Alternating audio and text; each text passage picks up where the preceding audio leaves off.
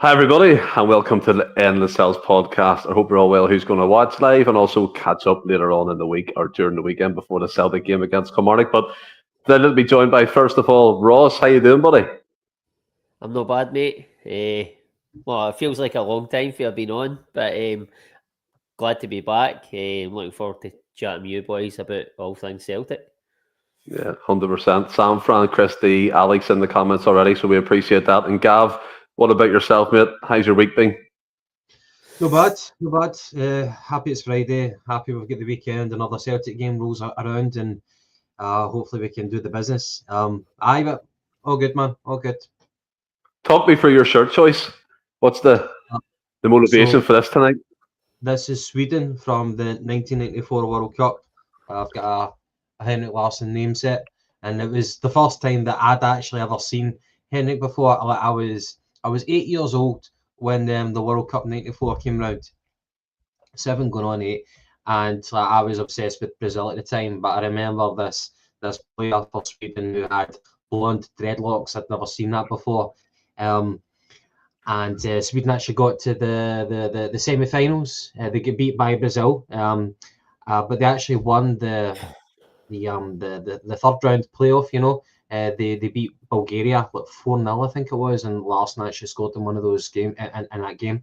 So that was the first time I'd ever saw Henrik, and then lo and behold, 3 years later, he actually comes to Celtic. So, like sometimes we buy a player and like you've never heard of them. That was like the one rare occasion where I'm like, I know that guy. Yeah.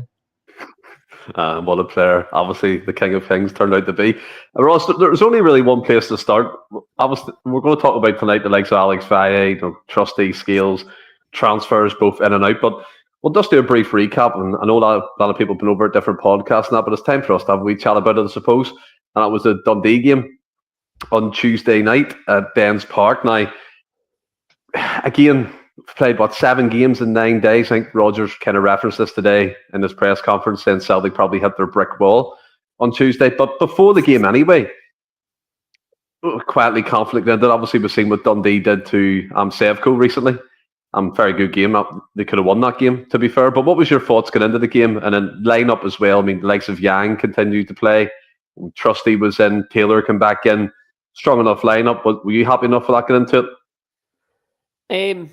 Well, I was happy with the lineup because, I mean, due to the fact that obviously I think Kuhn was on the bench.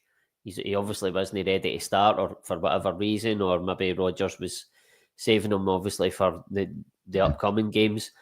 But I think his hands were tied to an extent on the wide areas. I think he had to play Yang because obviously Maeda wasn't there, and then Kyogo. I'd said before the previous game, I can't remember who we played now, but I'd said that I would play Kyogo out wide and bring Ida through the middle. So I was fairly comfortable with the team. The midfield was, if I remember right, it was Bernardo and McCowan, obviously alongside McGregor. Again, I've said in previous podcasts, I've no issue with almost about 90 to 95% of the areas of the team. I've no issue with who comes in, certainly in that midfield area. So I understood the team and I was fairly comfortable with the team, but I didn't expect it to be an easy game, and obviously that transpired. But I felt in the first half, I felt in the first half we sort of really controlled the game. We weren't like blistering like we were in the early parts of the season, but as I say, we controlled the game and we got the early goal, which you always hope to do in any game, especially away from home. And obviously, we'll get on to that. McCowan gets the goal. But I think we had a really good couple of chances, and then we were left to sort of rue them. And Dundee got their equaliser, and you got at half time level, and you're disappointed at that because of how you played. But then the second half, again, I think we came out and sort of controlled the tempo, controlled the play, got ourselves in front. And then, listen, it was one of the things. It was a deflected goal Dundee got. Again, we'll probably come on to it.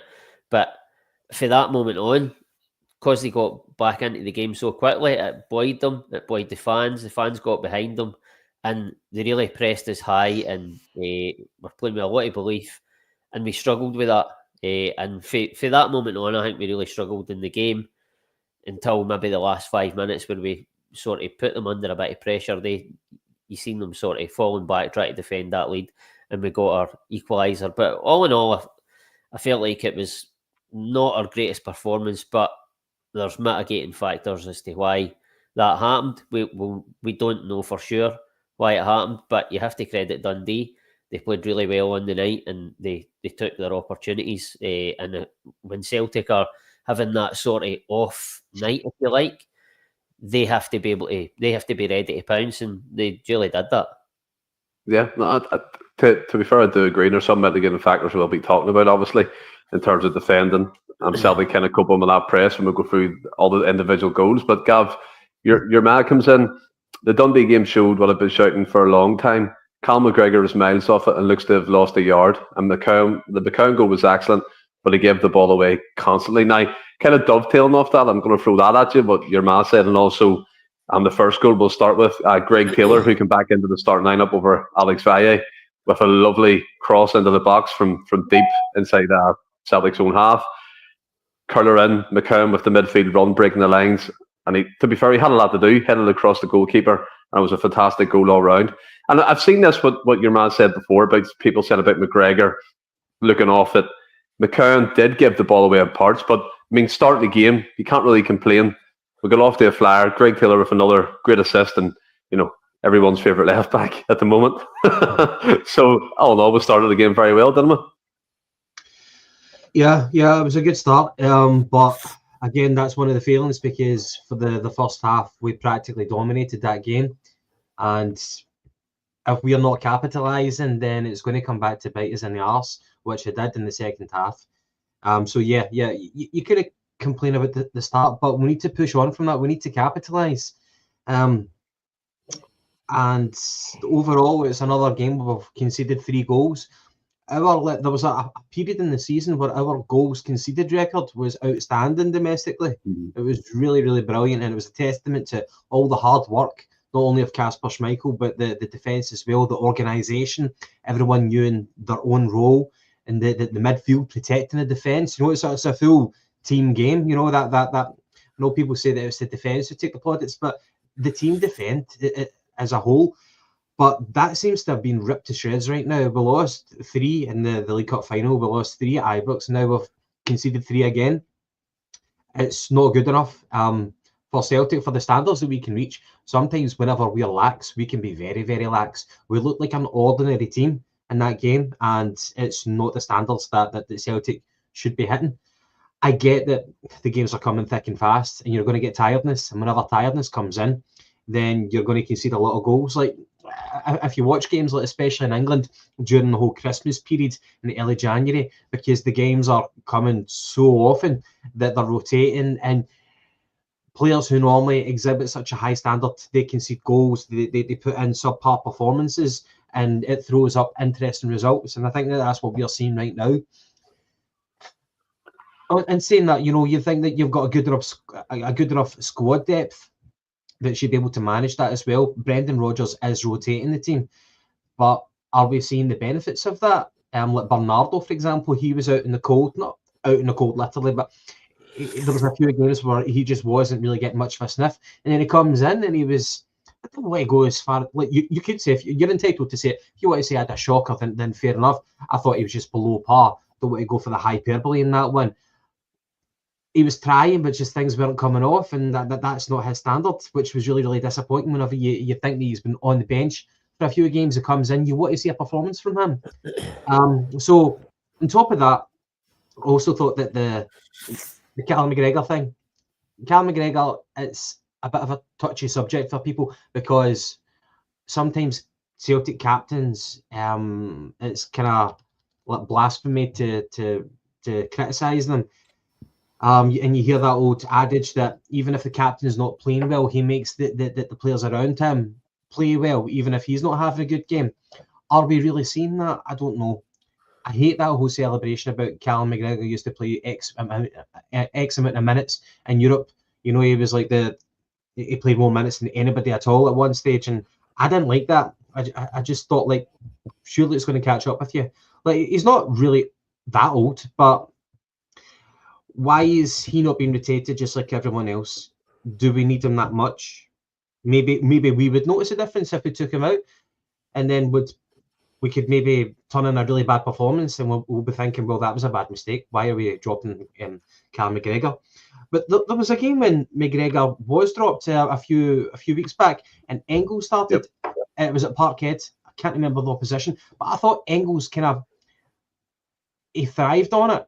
He looked as if he had more freedom on the pitch, and perhaps we zipped it around a little bit quicker in the midfield. But that was just my memory of that particular game. Cal McGregor, yes, he has lost a yard. I don't like it whenever he tries to burst past people in the midfield in dangerous areas, and people slide tackle him, take the ball off him. It happens more frequently now. It's almost as if he feels that he has to do that, and he doesn't make the right passes at the right time, but he's choosing to make that movement, and it makes us vulnerable. So McGregor, yeah, he's not having a great period right now, but neither is his peers in the team. So it is what it is. The other thing, the other observation is that I thought the substitutes that Brendan Rodgers made didn't enhance the team. Apart from maybe Kuhn obviously he forces the penalty, but apart from that, I think he did struggle to a degree. Whenever you take off Adam Idah, now I'm not Adam Idah's biggest fan this season, but he was serving a particular role with Kyogo was being quite effective on the right. But taking off Idah and then putting Kyogo into the number 9 position, what did we expect? There could have been, you had Johnny Kenny on the bench. Why not put in Johnny Kenny if you really think Adam Idah's underperforming, and you've still got that kind of setup, that focal point of Johnny Kenny, and Kyogo can still do what he's been doing. But Brendan Rodgers obviously didn't agree with that. Another one, McEwen, you might be right that he maybe was giving away possession a lot. I didn't quite notice it. However, he does play one of the more advanced positions in midfield, and the tendency is, you're trying to make things happen. Maybe he did lose possession a couple of times, but I was just a wee bit surprised that McEwen came off. In fact, I was very surprised at it. I wouldn't have taken him off, but maybe if I watched the game back, maybe you'd be right that he did lose possession a lot. I think Rodgers carries the can as well for that defeat. It felt like a defeat. It was a draw, of course. But Rodgers carries the can for that just as much as the players. I thought the substitutions were wrong, and players who should be performing better didn't perform better. I know we're on a Celtic podcast here. If we were on Sports Scene, then you'd be saying, let's give credit to the opposition. The thing is, you saw the warning signs when they played the Huns like a week ago. You saw the warning signs, and we fell into the same trap. We should be better than that. So that's my piece. To be fair, I actually do agree with the majority of what you said. And Ross, we spoke about this a lot, and I think we all have in our own podcast about Celtic not coping with the press and the high press we seem to be struggling to break out of at the moment. And if you look at, and Gal was talking about defending, about that kind of proud record we had in domestic football has kind of been ripped to shreds recently. And I think for me, the equalising goal for Dundee epitomises that. I mean, a breakaway from a corner kick, one pass into the midfield, break up the pitch, one straight ball across to Adewumi, I believe, who's on loan from Burnley. And by the way, he looks a really talented player. This isn't me doing SPFL watch saying Celtic should sign him, but it does. It does a wee bit.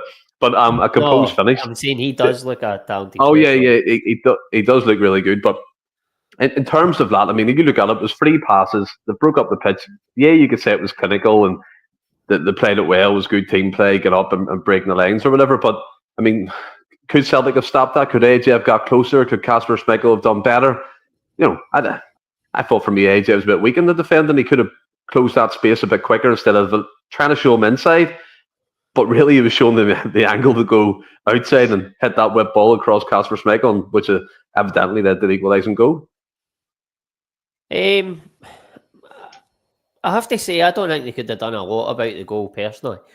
I watched it again earlier the night just to refresh my memory. Carter Vickers, he's in the middle of the goal for the corner kick we win, and he has a really poor header. He ends up turning into like a clearance. And then for that, I think Dundee get the break of the ball, and then they come out, they play it wide, and they get another break of the ball off one of our players, and then for that it opens up, and they find a really good pass out to, I forget his name, Adewemi, is it? Adewemi. I find a really good ball out to him, and for me, at that moment, it's a sort of 1-on-1, albeit there's defenders coming back, but Alistair Johnston, he can't commit because he'll get done because the guy's running at him at pace. So he's trying to show him down the line, but he just shifts it inside, and then even at that, he shifted it inside, but he's still got a lot to do. That's still a really difficult finish, and he finds, like, he actually hits the inside of the post, so it's a really difficult one for the keeper to get near. It's precision. I felt because of the break of the ball that Dundee got, and then it opening up, I thought you could see it developing. Once they got the break of the ball, it just looked like it was going to be a goal. And listen, I said at the time, you have to credit Dundee. I think it was a tremendous goal. And I don't think, I think we're being harsh on Alistair Johnston if we're asking him to do better in that situation. I think he's tried to show him down the line, but the guy shifted it inside, running at pace. Alistair Johnston's batting up as the defender does, because he's really, if he as I've said earlier, if he commits his cell, he's getting done, because he's like sort of standing still, if you like, where the guy's running at pace. You're up against it in that position, and I don't think he could have done a lot more, to be perfectly honest with you. Well, I get what you're saying. I watched the highlights too. Funny enough, you always forget what the kind of lead up to the goals, and I just thought the way the angle Adewemi was kind of running at, AJ kind of showed him a wee bit too much space, in my opinion. Gavin, I don't know if you have different thoughts from myself and Ross, to be fair. But again, it's probably nitpicking. But you did mention defending, and in that instance, it was a breakaway up the pitch, and it was so quick, and we were left wanting, and it was a goal just like that. Do you remember? I hope you guys remember this. Otherwise, it's going to be a wasted example. Do you remember when we were away to Pataudry, and Mirovski was isolated against that Aberdeen striker who went away for millions to Girona? Aye. What was his name again? Majowski.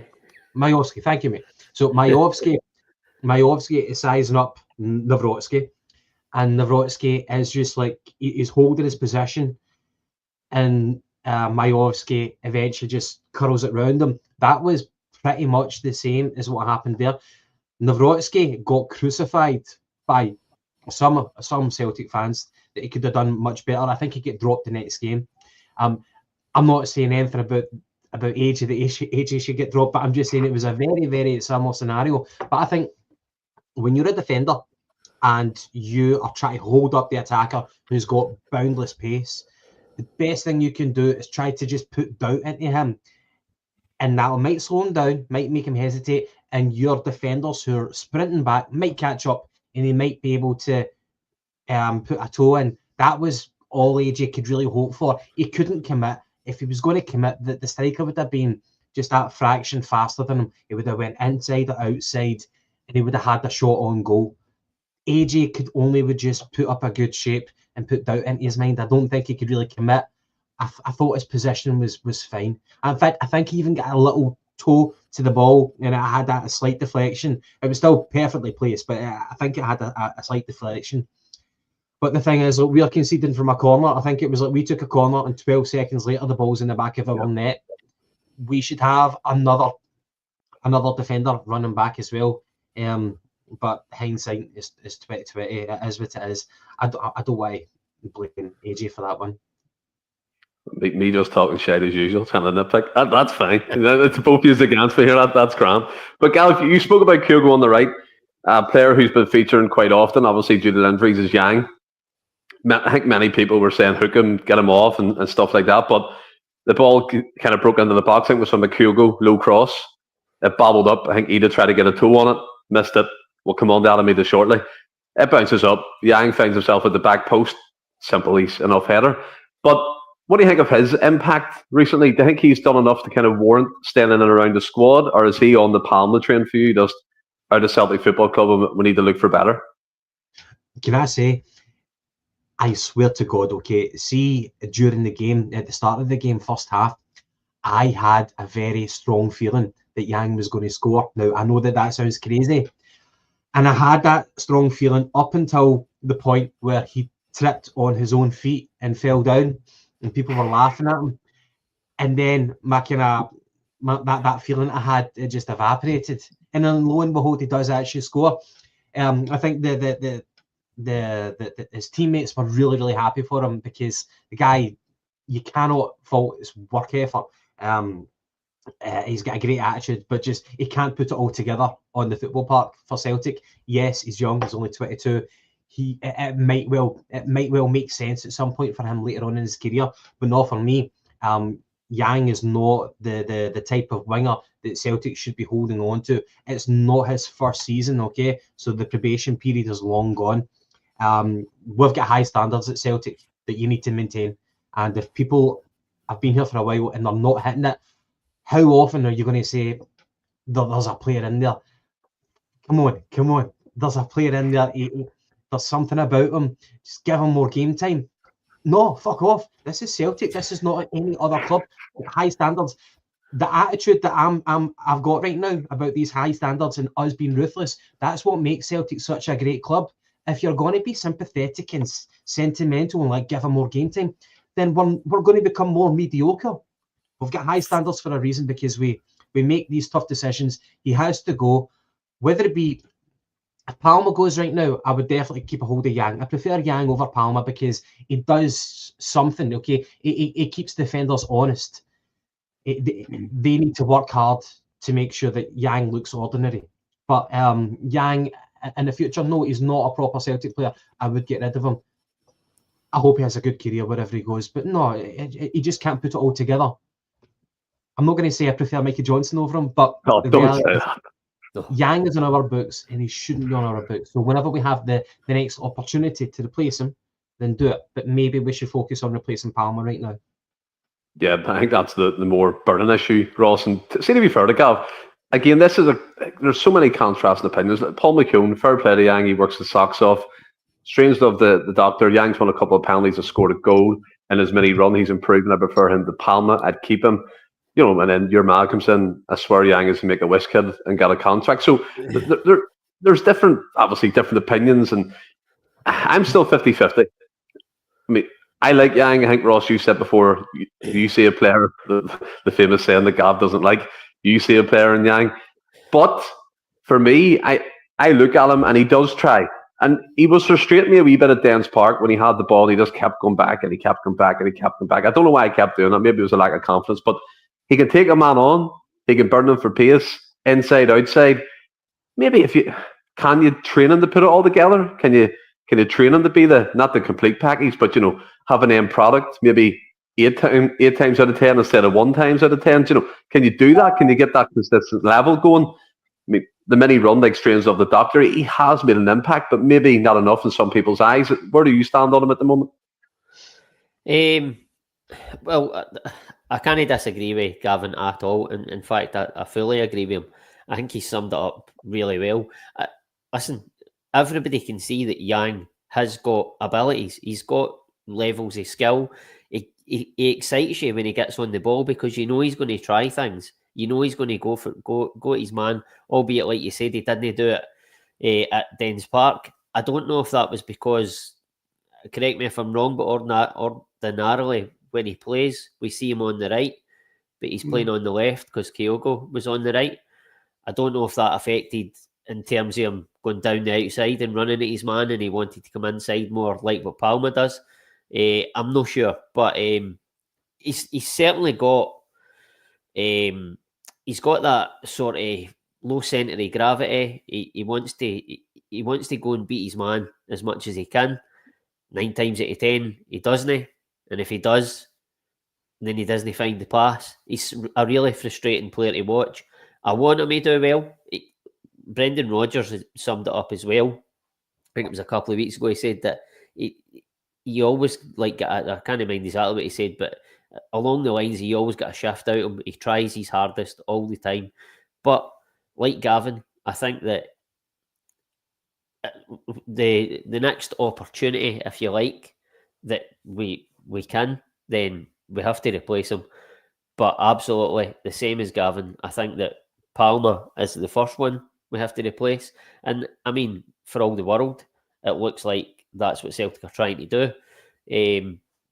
I think that people as well, that there's this thing where when asked about Yang, they say, well, he's better than Palmer. But that's not a great yardstick because Palmer's shite. So, okay, he's better than Palmer, but that's not good. He's nowhere near as good as Kuhn. He's nowhere near as good as Maeda. That should be the barometer. That should be where you want to get to. He isn't at that level. Whether he can get to that level, I highly doubt it. I don't think he's got, like Gavin says, he can't put it all together. He can do one facet of the game at a time, and it looks good, but then the next action is shite. So listen, I like the guy, and I want him. I think he could have a really good career somewhere, but I don't think it will be at Celtic long term. But I think he'll be here certainly to the summer, and right now he's probably going to feature more than probably even Rodgers wants him to. But I really hope that we can replace Palmer and get somebody at a really good level, or as close as, if not better than, like, say, Kuhn or Maeda, and run with that now. He'll get his bit part appearances, and then in the summer, go again, sell, I don't like saying get ready, but sell him on and replace him as well, because James Forrest is not going to go on forever. And right now, we're running with our two wingers, Maeda and Kuhn, who are really, really good, but they are the two of the areas of the pitch on both sides that if they get injured, and we've seen it recently, if they get injured, the drop-off is huge. And listen, the amount of games, etc., that we've played, and everybody has played, by the way, but it is starting to take its toll on the team. And I think that Rodgers is obviously trying to manage the squad through this period as well. And it's really making us disjointed. And then on top of that, now we're playing with our wingers, or both sides are not our first choice wingers, albeit Kyogo done well in that position the other night. But I think when Kuhn and Maeda come out of the team, I think it makes a huge difference to how we want to play and how we attack. It's massive. As much as the midfield is brilliant, I think our wingers are really, really paramount to how we want to play. And when they're out of the team, it's so evident. Well, I mean, it's no coincidence that the wingers are the main goal scorers in the team, both assists and goals. So, when you take them out of the team, you're losing a lot of firepower. Gavin, that Palma move seems to be back on. The Rayo Vallecano, they've had their transfer embargo lifted. I don't know what happened over the last couple of days, but apparently that move's back on. But Gav, on to the equaliser for Dundee, and I think this was where Trusty started to have, I don't know, the jitters, and his game just went really downhill from here. So the ball breaks, and I think I can't remember how it ended up in this position, but Trusty found himself on it towards the throw-in, the byline, sorry, and he gets kind of nudged off the ball. I think it was by Simon Murray. It breaks to Josh Mulligan. He takes it down the right-hand side. Carter Vickers tries to cover. Unfortunately, the ball hits off him with the strike, and it goes past Kasper Schmeichel into the net to make it 2 each. And you talked about it right at the start of the podcast. That defending seems to be, I don't know, it seems to be terrible at the moment. There seems to be a lot of indecision. There seems to be a lot of complacency. I mean, Trusty just had either put that out for a throw-in if he wasn't comfortable, or try and play the ball quicker or clear it up the pitch. Then that leads to the chance. And Carter Vickers done all he could, like AJ in the first half, even though I thought AJ could have done better, but trying to close the gap, trying to show that player down the line. Unfortunately, Mulligan, who's had a great season for Dundee, got his goal and equalised. And how did you feel at that moment, seeing that happen? Oh, I was raging, man. I was apoplectic with rage. See, Cameron Carter Vickers, like, there's no blame for him, but he is turning into our very own Jamie Carragher with the own goals that he's racking up right now. It's no fault of his own, the fact that he's in the right position to try to thwart these attacks. For me, there's no blame in Kasper. There's no blame in Cameron Carter Vickers. It's impossible for me to shift my attention elsewhere apart from Austin Trusty. Now, I am not here to crucify the man, but you need to be more decisive. You're a far more physically imposing man than the Dundee striker, who was working his socks off. And you can imagine the amount of confidence that guy got whenever he knocked Trusty off the ball to nick possession. The amount of confidence that he would have got, because for the rest of the game, he would have been playing on that. And Trusty would have been thinking about that incident for the rest of the game. It would have been unshakable. Well, for me, it was a cardinal sin as a defender. What are you doing? Either kick it out of play or be better with guarding the ball. Are you going to pass it back? If you're going to do that. Be decisive, know what you're going to do. There's no harm, there's no shame in kicking the ball out of play if there's any doubt. That's what a defender's main option should be if you're in doubt, because then you can regroup, reposition, and then defend as a team. Trusty fucked it, totally fucked it, and it left us wide open for the attack, and we lost it. We conceded. It was amateur hour, really, really amateur. Very disappointing. you kind of held your tongue there, but I felt you were on a roll and you just reined it back in, Gav. You can keep going, let it all out. This is what Friday nights are for. You're disappointed, you're fucked off. See, if we spoke about it right after the game, then I would have probably kept going. There's still anger there. And I bet he'll be the most raging to everybody. He'll be cringing at that. He'll be thinking, I'm far better than that. He would have come up against better strikers in England than what he did against the Dundee guy. Yeah. He'll learn from it. He has to learn from it. Yeah. I think it was Tony that put in the chat, Ross, that he had his Christopher Julian moment against Lyndon Dykes. Remember, he got tortured by him in a couple of games. Trusty, I mean, we haven't even come on to the other goal, but we will shortly. But just kind of focus on this one. I think Chris D said to me there that it was Taylor lost out in the header, and that's how the ball ended up that position. I think Gav's spot on. Kick that ball out of play if there's any doubt in your mind. But the fact that he tried to guard it was too weak, and then got the ball pinched from him and led to a goal. It's just not good enough. For a defender his size, his athletic prowess, and the strength. I mean, he's went from playing against Atlanta in Italy and having an absolute stormer, but alongside Liam Scales, to getting bullied by Simon Murray, who was like at Rafe Rovers a year and a half ago. It's no disrespect, but it just shows like you need to keep that level of performance going and not let complacency slip in, thinking you just turn up and you win these battles. You have to dig in. It's tough graft. You know what I mean? It's not as if you're going to a walk in the park like people think it is. I don't think he got bullied the entire night. I think it's sort of painted as that, but there was two huge incidents, because both mistakes led to goals. But the goal in question, their second goal, absolutely. I don't know if you sit here and try and say that he was anything but weak in that situation, then you're kidding yourself on.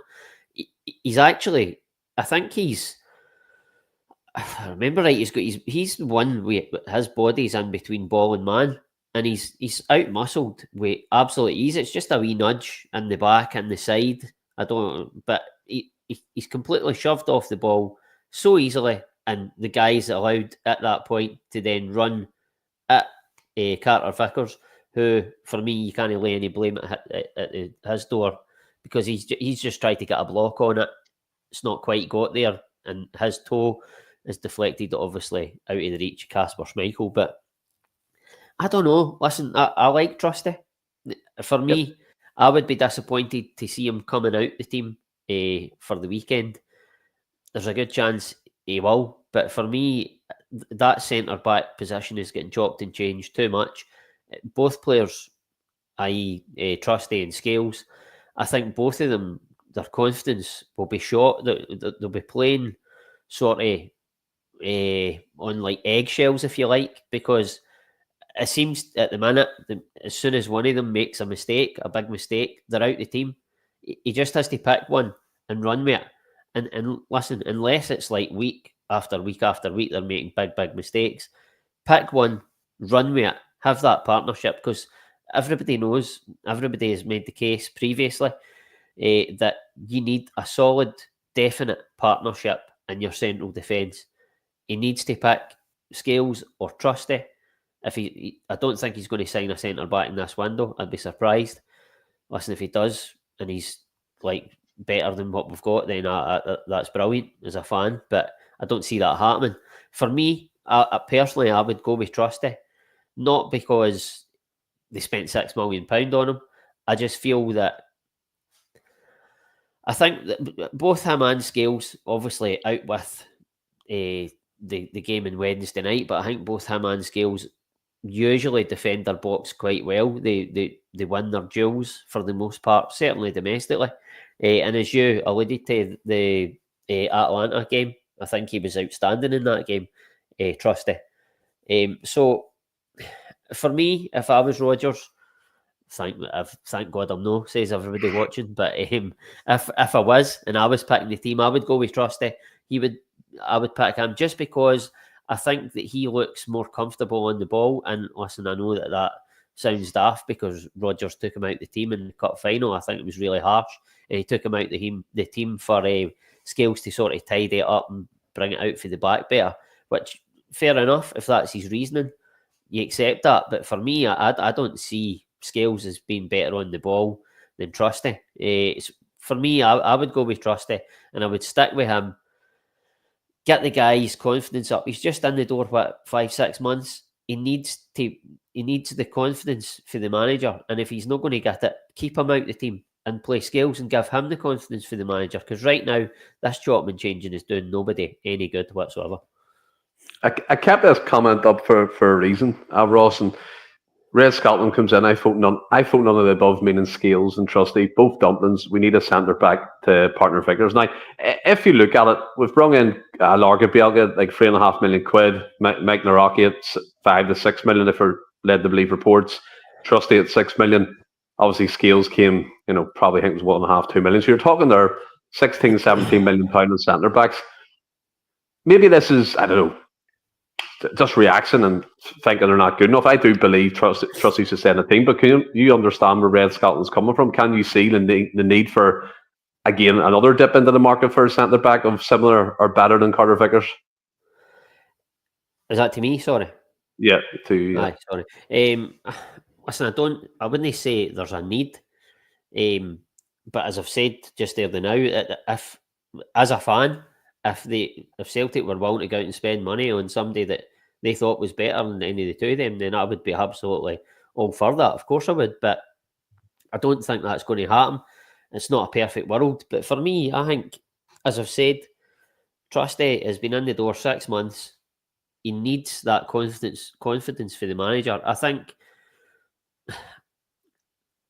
Wednesday night, he was poor in a couple of big moments, but I thought he had an okay performance for the most part.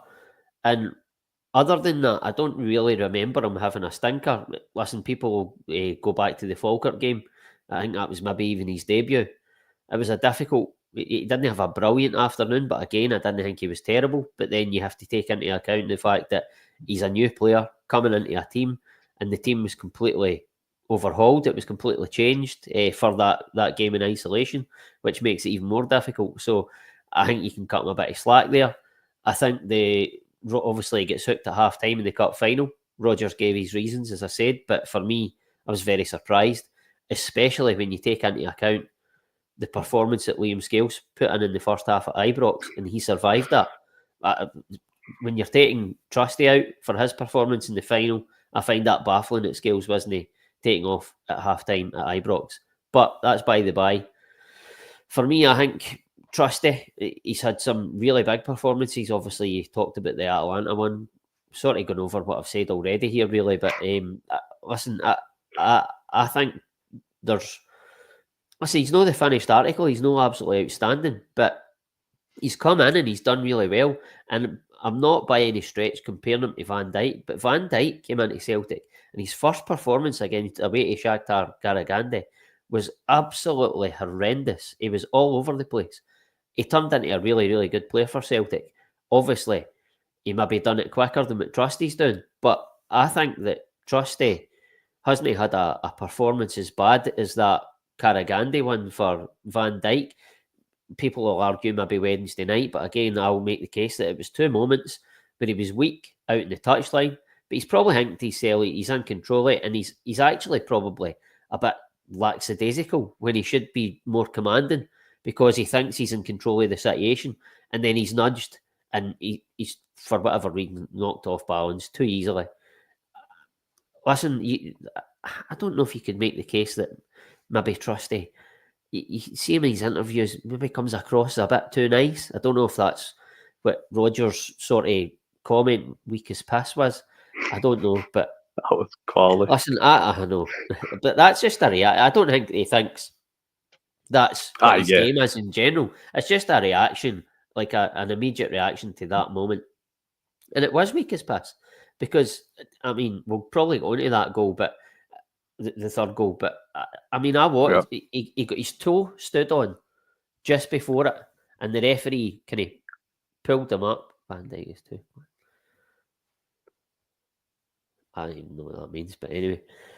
He gets his toe stood on, and he goes down, and he's down for ages, and then all of a sudden he gets back up. He's trying to obviously maybe get the player booked or something, but then he gets back up, and you see him like he's holding Donley, I think it was, and he's like looking over at the ball coming in.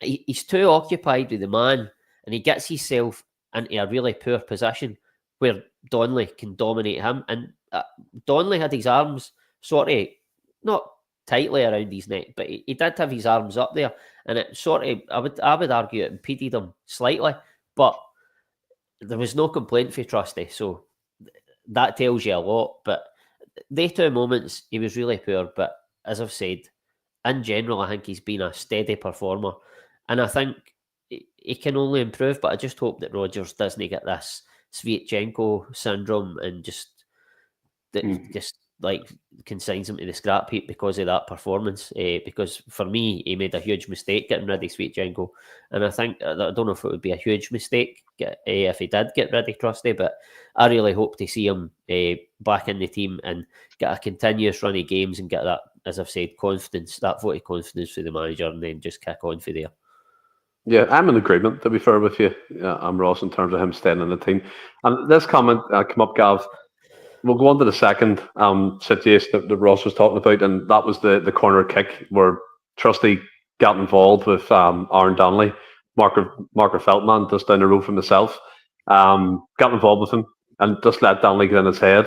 And I noticed after that kind of toe incident, when they got back up before the corner was being took, that Donley was obviously saying stuff to him in his ear. You could see kind of nudging him and pushing him and getting in his head a wee bit. And Trusty got involved in that when he probably shouldn't have. And got a wee bit too emotional and tried to focus on the man rather than the ball. And Donley doesn't he need to jump that high, but 1-2 feet off the ground. Trusty didn't move, and it was 3-2 to Dundee. And if I could imagine your rage at the first goal that Trusty kind of conceded, I'm sure the second one you were just as angry. And Andy Logan comes in. When did we stop blaming the centre backs and start looking at the coaching? This has been going on for years now. Are you of that thought? The set piece kind of coaching, defending them areas we've been weak at for years, is just a syndrome that we've had for countless seasons, or was Trusty just awful on these occasions? Well, can I just say I love the avatar that Andy Logan has got. I think that's a belter. Look, for those two particular incidents, Trusty getting out jumped whenever the boy is whispering colourful language into his ear. Another one where he's on the sideline, he's got the ball where he can easily knock it out and he gets out muscled. That's not examples that you can say of poor coaching. Like, we've spent $6 million on an English Premier League player. If he doesn't have the initiative to deal with those instances, then it's not something that you need to coach at the stage of that he is in his career right now. He should know what to do. He should deal with that like a pro. Shat the bed twice in those particular incidents. That's it. It's like you could talk about a coaching on a wider aspect, but those two particular incidents has got nothing to do with a lack of coaching from Celtic. Trusty is good enough to do that. 100%. I don't think anybody's got any doubt about that. Trusty just shat the bed for whatever reason. And it's not a reflection on him being a bad defender. He had a really, really terrible night. He can bounce back from this. And he has to bounce back, because otherwise he's going to be at a crossroads in his career, and Celtic are going to have to roll the dice again at centre-back. So that's my point on that one. See, the thing with Ross said, that I already said it in the group chat, Trusty has already played 2 games consistently for Celtic. Then we'll get Kilmarnock tomorrow, and then we'll get Young Boys on Tuesday. That's a shitload of games to be playing up. 4 on the bounce. Now, granted, Cameron Carter-Vickers has played 2 as well. So, who do you want to play against Young Boys? If it's Trusty, and I'm not disagreeing with you, if you want Trusty to play, do you also want him to play against Kilmarnock tomorrow? Or do you give him a rest? I don't think it's a... But maybe because of the kind of consternation right now with the fans and in the media and the focus on him, maybe there is a psychological element that if you play him tomorrow and play him again on Tuesday, then that'll do him the best. That'll do him justice. Maybe you will get the best out of him if you just keep playing him. However, there is a kind of delicate issue that we need to be wary of playing too many games. But then again, Cameron Carter-Vickers is in exactly the same boat. So maybe you could drop Cameron Carter-Vickers and play Scales, or maybe that's too much of a risk. I think he'll bounce back from it, but I just don't know the ceiling that he's got. The other thing is I've got doubts about his decision making, and I think sometimes he allows the ball to get caught under his feet. Sometimes that's just what I've noticed. Now, I'm not going under the bus, and I'm not saying that he's going to be a great player. For me, I'm just watching his progress right now. I'm not writing him off. I'm not saying he's better than Scales. I'm just saying that I'm watching his progress right now. I hope he does well. And the other point, see, whenever you and Ross were talking, and there was doubts about Trusty, doubts about Scales, and even somebody was talking about Starfelt. He had a lot of doubters as well. Now, Cameron Carter-Vickers, he is the kind of the epitome of a Celtic defender that you want. He is the man, and you want somebody to kind of dovetail with him. This is a genuine question. I don't know the answer to it, but see if we go back in Celtic's recruitment for central defenders, who was the last one that you were like, that's the man? Like, I'm really content with him being a centre back for Celtic, with the exception of Cameron Carter-Vickers. Who was the last one? I'll be going back to like Christopher Ayer, who looked a bit kind of weak a little bit. He was good at marauding forward, but he wasn't maybe the strongest. Shane Duffy, obviously, you don't need to talk about that. You had the loan signing from Liverpool. Who was the last central defender that we had that we're really content with? I'm just kind of throwing out the question about, is there a problem maybe with recruitment for central defenders? Do we sometimes just take too many risks? Are we not too sure about who complements Celtic domestically and in Europe?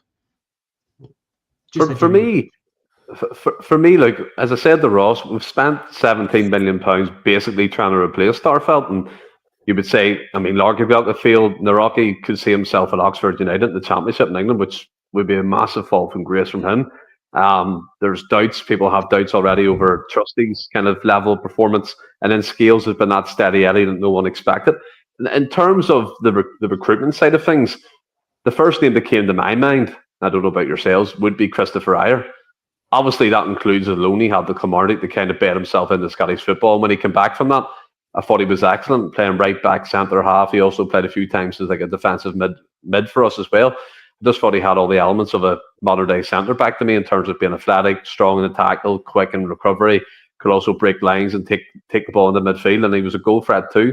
I think there's an issue with recruitment for centre halves. I think that you can see that. I don't think anyone's blind to that. I mean, I still think Trusty will come good.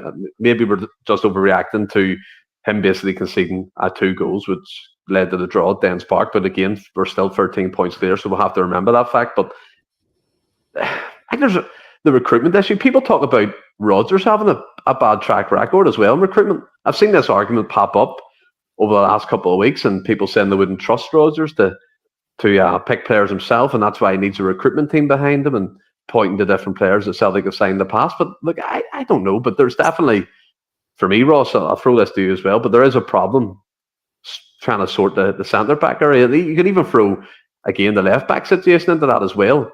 We're going to come on to it, but it's took us years to even replace it or try and replace it, and it turns out the person who we're trying to replace might be coming back anyway, so, maybe it's a win-win in the end. But what do you think on Gav's question, Nick? There is a problem recruiting for the centre-half position? It's a tough one. I think the fact that I'm struggling to answer the question in that I can't remember the last time I've seen us, obviously, like you said, out with Carter Vickers. I felt Starfelt done quite well, but there was always still reservations, niggling doubts. He did have a mistake in him. I go back to, obviously, you spoke about Ayer. Listen, he was a good player. He defended well, but again, I wasn't always fully confident in him. He did have his moments. When Julian first came in, I was really impressed by him. He had an outstanding game at Ibrox and the 2-0 win. Johnny Hayes scored late on. And for the most part, he done well, but then that COVID, I think it was the COVID season, he was bullied by, maybe it was, actually, it might even been before the COVID season, where he was bullied by Lyndon Dykes on a couple of occasions.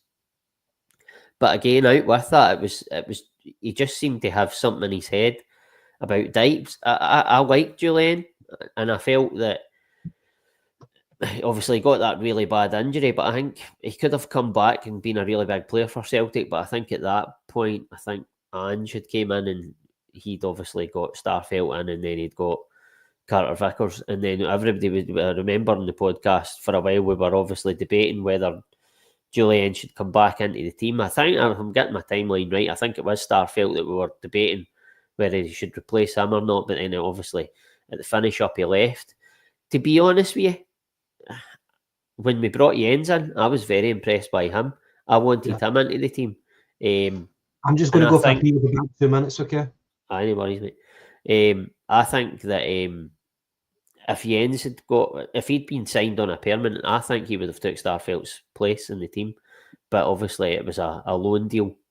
But in terms of, I don't know if it's, you could argue that there's a problem with recruitment and recruiting that area because we haven't been successful. But then you sort of have to look at it from the other side, sort of caveat it with the fact that it's probably more difficult to get certainly somebody as good as Carter Vickers, where you can actually say, like what Gavin asked, you can rely on this guy, you're comfortable with him. The sort of market we are in to get that type of player, because I think as well that when a defender, maybe not quite as bad as a goalkeeper, but when a defender makes a big mistake, more often than not it leads to a goal. So it's highlighted even more. I.e. Trusty the other night, obviously he's made 2 big mistakes and they've led to goals. If they don't lead to goals, if Carter Vickers gets a block on that for the second Dundee goal, then we probably speak about that moment for Trusty and say he could have been stronger, but nobody's then talking about is he good enough and all the rest of it. I can't defend him for the second goal, like you say, the third Dundee goal, like you said, he was too preoccupied with the defender. Yep. Obviously, there was the off-the-ball instant, and then I think he was really preoccupied with the defender and trying to impose himself on him that he forgot about the actual art of defending and got himself into a really poor position where Donley was able to pin him and he was beaten. I don't think he was out-muscled as such. He just got himself into a really awkward position where he was trying to hold Donley and look at the ball coming in. And he just, as I said, he got himself into a really awkward position. But I'm sort of rambling now. I think I've just went off on a tangent there. But for me, I was going back to Julian, but I think, as I've said before Gavin left there, I think if Jens had been signed on a permanent, then that would have been a player that I would have been comfortable and thought, I'm quite happy with this guy being on the team. He ended up at, was it Schalke? Wasn't it? He ended up coming back to Shaquille, or whatever way I said it before. I knew you were going to say that, but I think he had an absolute stormer. And back when he went back into the Bundesliga. But Gav, I want to come back to you. You kind of started this chat as well. What do you make? And your man comes in here. Brendan Rodgers' transfer record is horrendous. All his best players at his teams have been players inherited at all his teams. The strike rate is terrible. Now, I've seen it. Paul McKeown come in and said it. I think there's a few other people talking about his kind of transfer record. Do you think that's kind of fair to throw Rodgers at Celtic? Has he got more wrong than right? Well, by the way, Jens is now playing for Mainz. Just to let you know. Right, that's right. Right. You know, like he brought in Kuhn. Kuhn's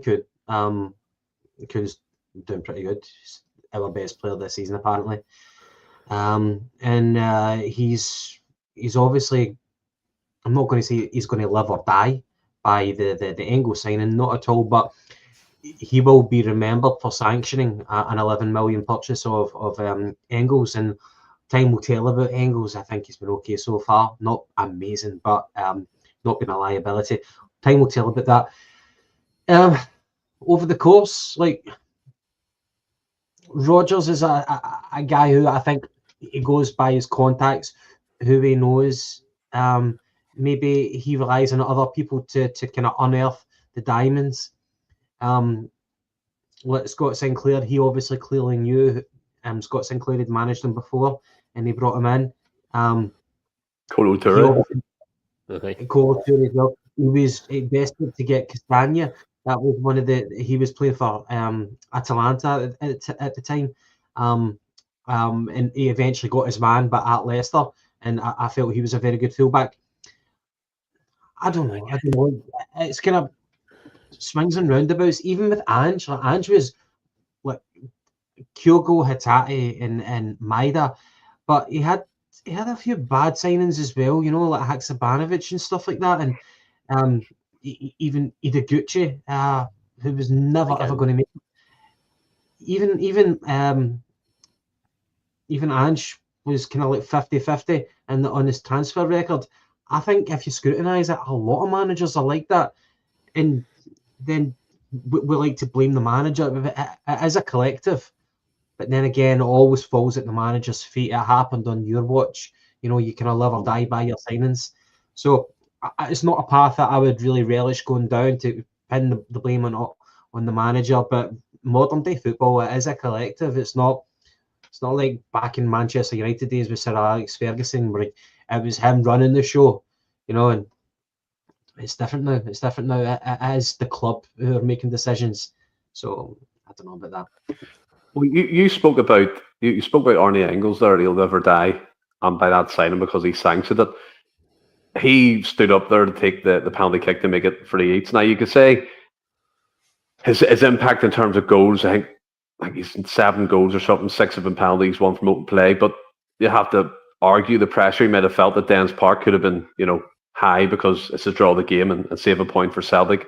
I also think Engels, in his last six matches or so, he's got 4 man of the matches, and he's been playing really well. He's assisted goals in some of them matches, and he's really starting to find his feet. And maybe that's what Trusty needs to do, is kind of go back to basic and find his feet again, find that confidence and grow back into that Celtic shirt. But for me, Gav, I know you're saying Arnie Engels hasn't been excellent, or he hasn't been a liability, but I really think he's coming on the game. And there was a lot of fans who were questioning Rodgers' choice to leave him out. And you were speaking about what's the choice here tomorrow?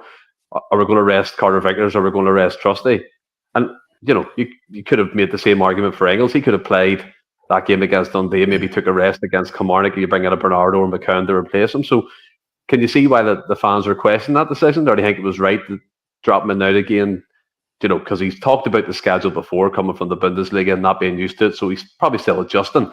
But his games have been coming on, and at the end of the day, he saved the point for Celtic at the end. Yeah. No, overall, I'm a fan. What I mean is, he's not going to live or die by the decision of this, because Engels is not going to be critical to our success or failure come the end of the season, because we're good enough domestically at least to prevail. And for the Champions League, it pretty much all comes down to this young boys game. So Engels will contribute to that, but he'll not be the downfall of it if we don't succeed. Just what I mean is that it's an eye-catching signing, it's a record-breaking signing for Celtic, and Brendan Rodgers will always be remembered for sanctioning that. So if in hindsight, and a couple of years down the line, if Engels proves to be a dud, then it will reflect badly on Rodgers. But on the flip side, if he proves to be a really good player, and we sell him for a fee, and we remember him fondly, then we'll remember that on Rodgers, and that will complement him very well.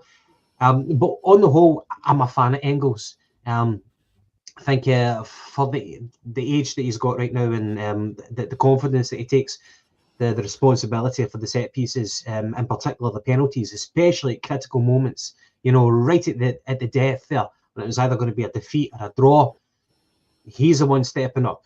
After so many senior players in Celtic have floundered at penalties, and then at the Ross County game as well, he takes the penalty. And again, whenever the keeper saves it, albeit off the line, he's the one who stepped up and said, no, I'm going to retake my penalty. He's got bags of confidence. He backs himself, which is great character for that age. I think what he needs to work on, and he takes up really, really good positions in the park. Whenever he does receive the ball in those dangerous situations, he needs to be more effective. I think do you remember whenever we saw him against Bratislava in the Champions League, the first game that we played, he was taking the ball in the half turn, a wee bit like Hatate, and he was turning round and he had options in front of him. He could bust forward, play a pass. I want to see more of that. I want to see more of that kind of that action of him, because it's only Hatate who can do it right now in our team. Arnie Engels has to kind of optimise his options whenever he gets the ball. It's all right getting into a good position, but whenever you make a sideways pass, which a lot of us are guilty of, a lot of the Celtic players are guilty of, if he takes initiative to be brave on the ball whenever he receives the ball in those dangerous situations, that's what's going to make him, elevate. That's what's going to elevate him amongst his peers. That's the next step that needs to take. Be effective with the ball whenever he receives the ball in dangerous positions. I think he can do more of that. But on the whole, I'm happy with him.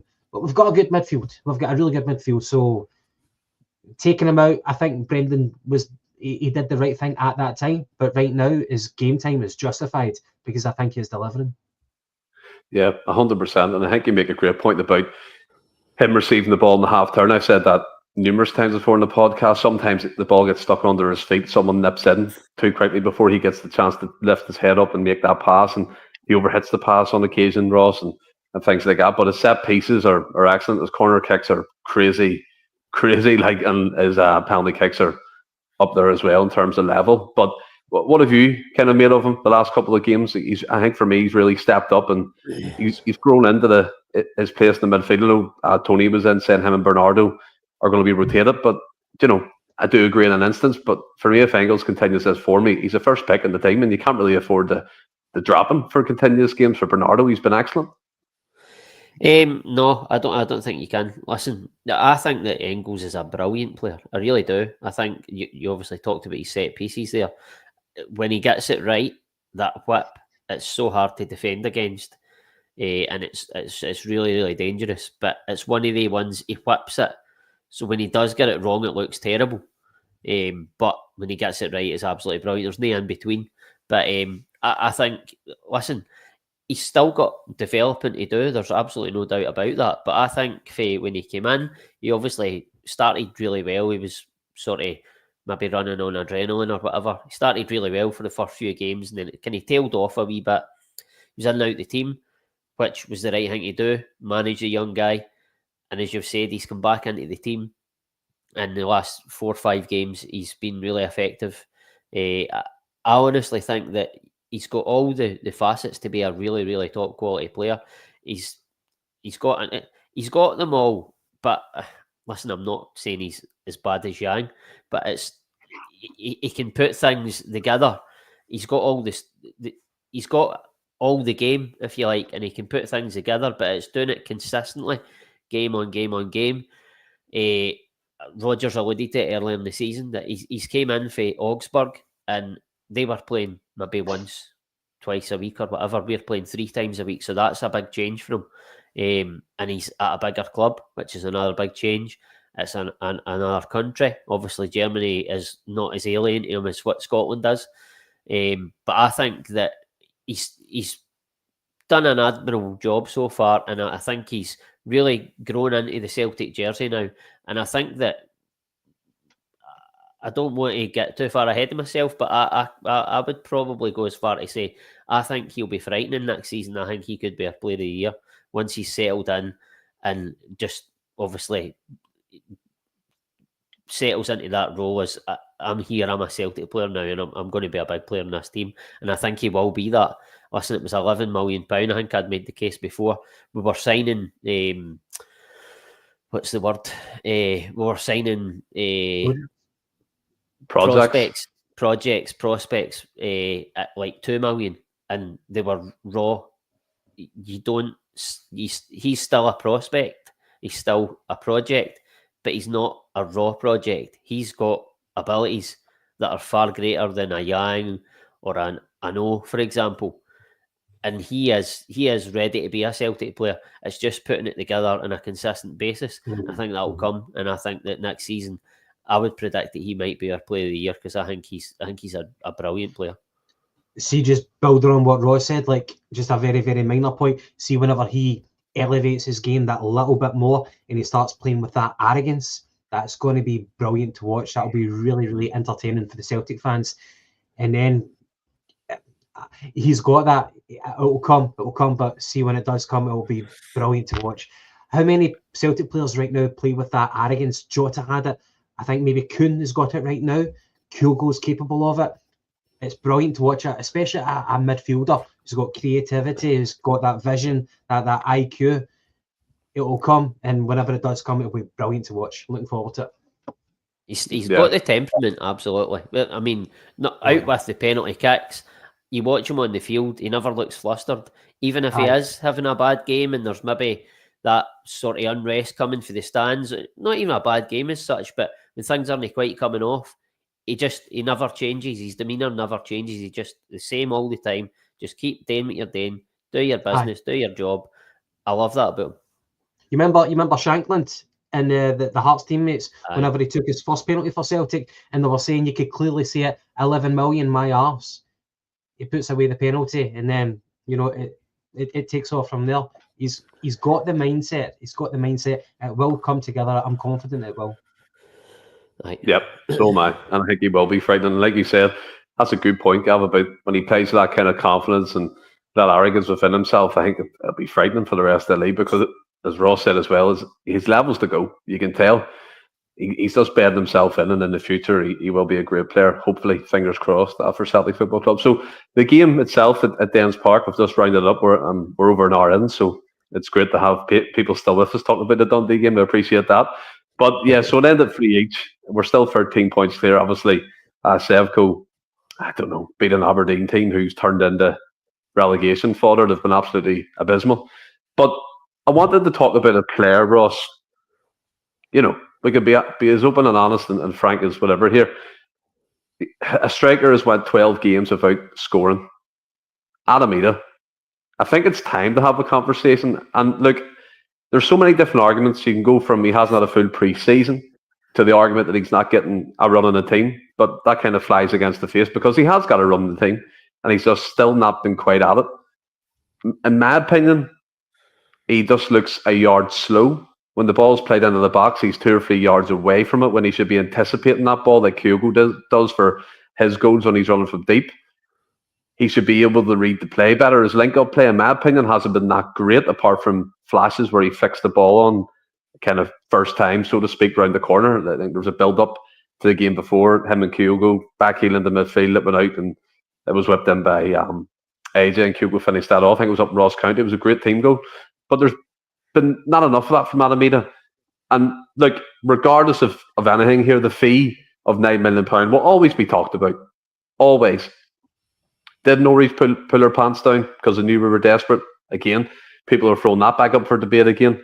He just hasn't kicked on, Ross, that we thought what he could be. And I do hope, and I hope this kind of second part of the season he kicks on, he gets his goals, and he gets that feeling back again. I do. I'm not writing him off 100%, but I just want to have the chat to see where you and Gav are on the subject, and start with yourself, Ross. How do you feel that Adamita's doing second time around the Celtic top? Well, first of all, the price tag is what it was. I don't give a flying fuck about the price tag. We had to pay. That's what we had to pay if we wanted Adamita. Brendan Rodgers wanted Adamita, so Celtic went and paid it. The Celtic fans for years have been asking the board to give the manager what he wants. They went and done it, so that's it. The fee was the fee. Did we get our pants pulled down? Maybe. Who knows? But right now, Adam Idah, for me, he's not doing it in a Celtic jersey for whatever reason.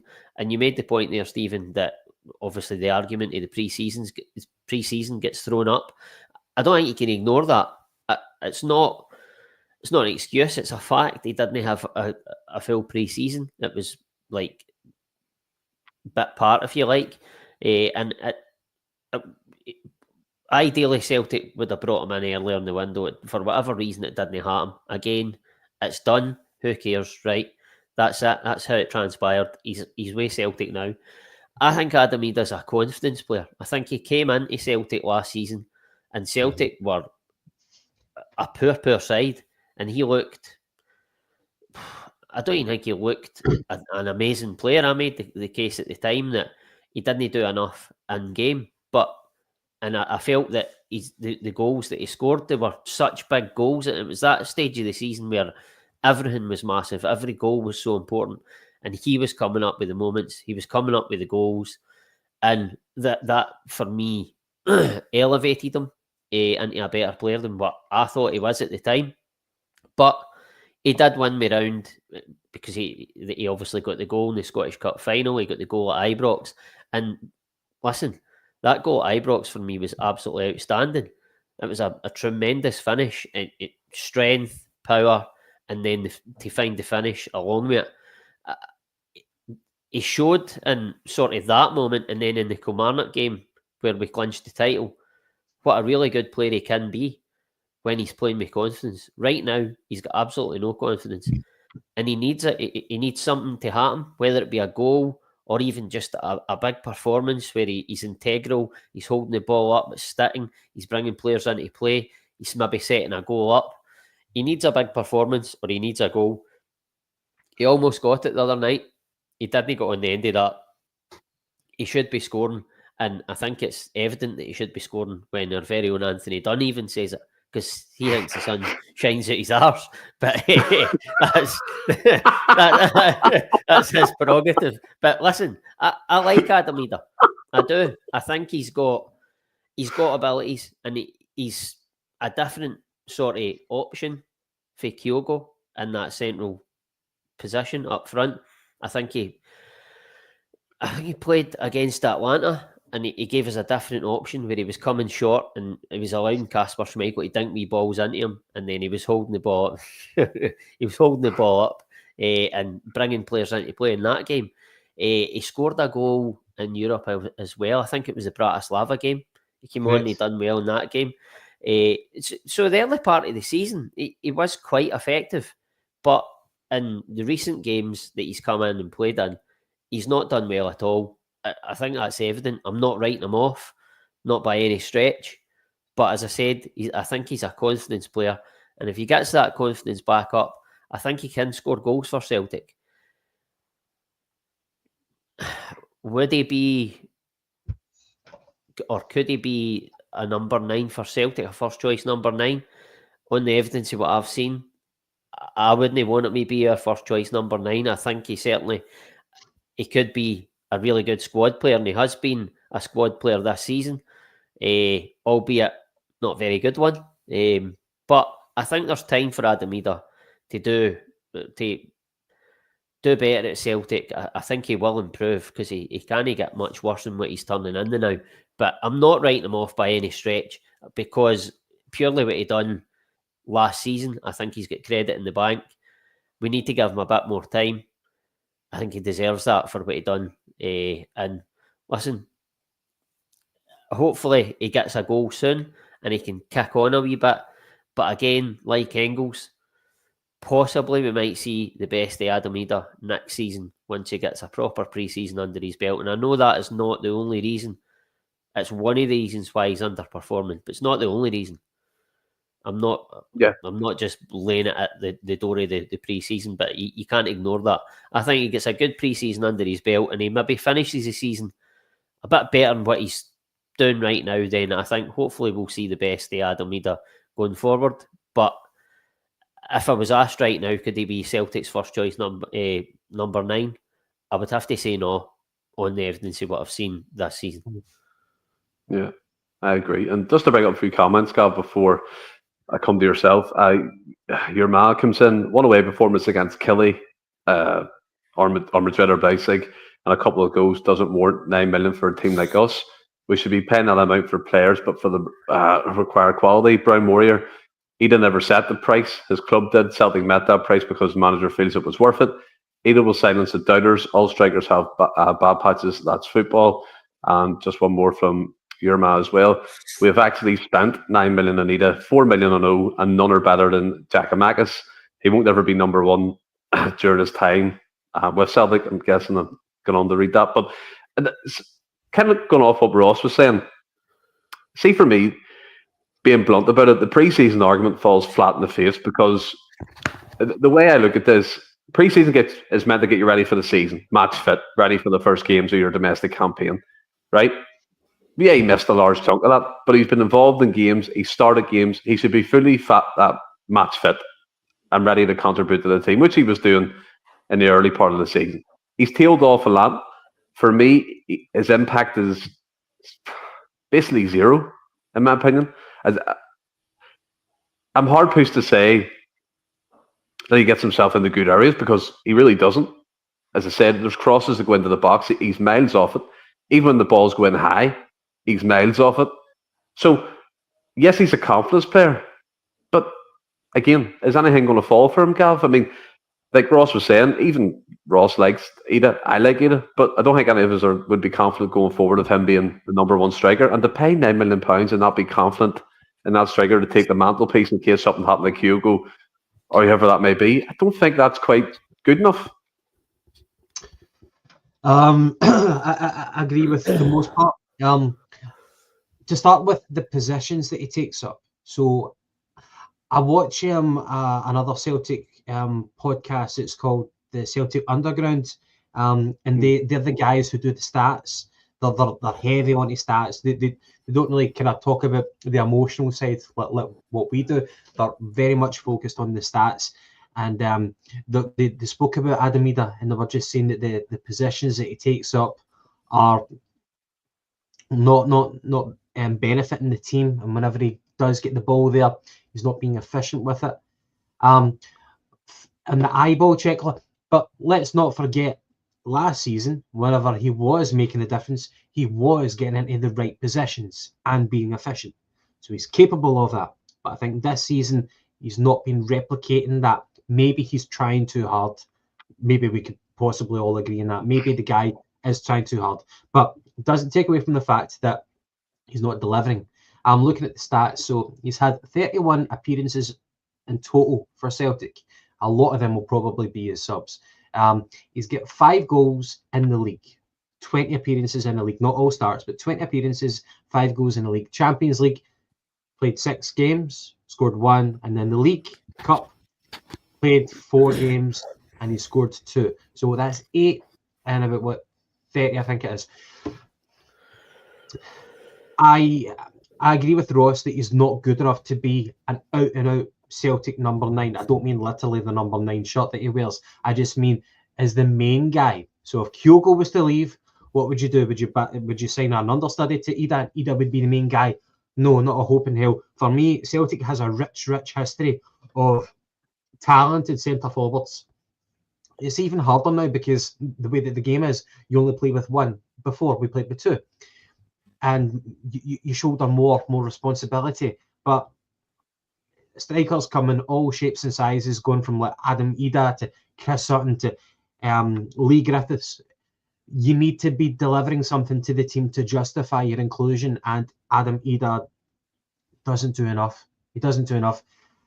And I think we've seen the best and the worst of him last season. He was very effective. I agree with what you said, that he didn't look like an amazing player, but he was delivering at times when it mattered, really crucial goals at important times. And he was very, very important to get in the league and the Scottish Cup. So whenever we weren't seduced into thinking he was a great player, but we knew that he had something totally different to what Kyogo can offer. But this season, he's just not been delivering, and we've seen the best and the worst. I agree with one person who said that we'll judge him fully by the end of the season. But right now, we always judge whether it's good or bad. It's just how far do you want to get carried away with your opinion. And at the moment, Ida is underperforming. I totally agree he's a confidence player. And maybe it might just take one particular game and it might just like switch like that and he'll start delivering. I think we'll give him a bye. We'll give him a bye for the first 6-7 months of this season. But now we're looking to him to say, we want you to deliver. We don't care about the transfer fee. It's got nothing to do with you. Don't worry about that. Just do what you do. You're a footballer. Just play like one. Play for the team. You know, you don't have to score goals as long as you're assisting or whatever. It'll come naturally. The goals will come. I'm not saying you need to score a goal every game. Don't worry about Kyogo's tally. Just play naturally, don't overthink it. But at the moment, maybe that's what we spoke about coaching defenders. Let's coach Ida, like something that we can do to help him. But right now, it's not working for him. So I don't want to kind of labour too much on the point right now. But yeah, at the moment, he might be at a crossroads at the end of the season. Celtic might be at a crossroads at the end of the season. But the transfer fee has got nothing to do with him. And by the way, I don't hold Brendan Rodgers to ransom for that one either. It was the hierarchy at the club. We backed ourselves into a corner. It was the 11th hour, and that's why we had to get someone. So therefore, we spent 9 million on Ida. If we thought about it sooner, about our full options, we could have diversified with our targets. But no, we were too tunnel vision with Ida, and that's what's happened. So I'll stop before I start waffling. Maybe you could put Ida up against Trusty in training. Get his confidence up, weak as piss, and all that. Maybe roll him a few times and get a couple of goals. But you know, Red Scotland comes in, Ross, here, and we'll talk about Kyogo for a bit. So Red Scotland, for me, the club is still in the same position as last transfer window.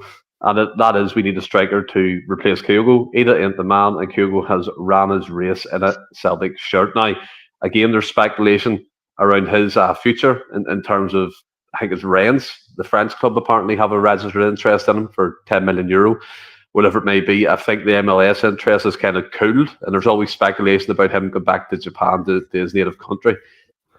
Can you see Kyogo?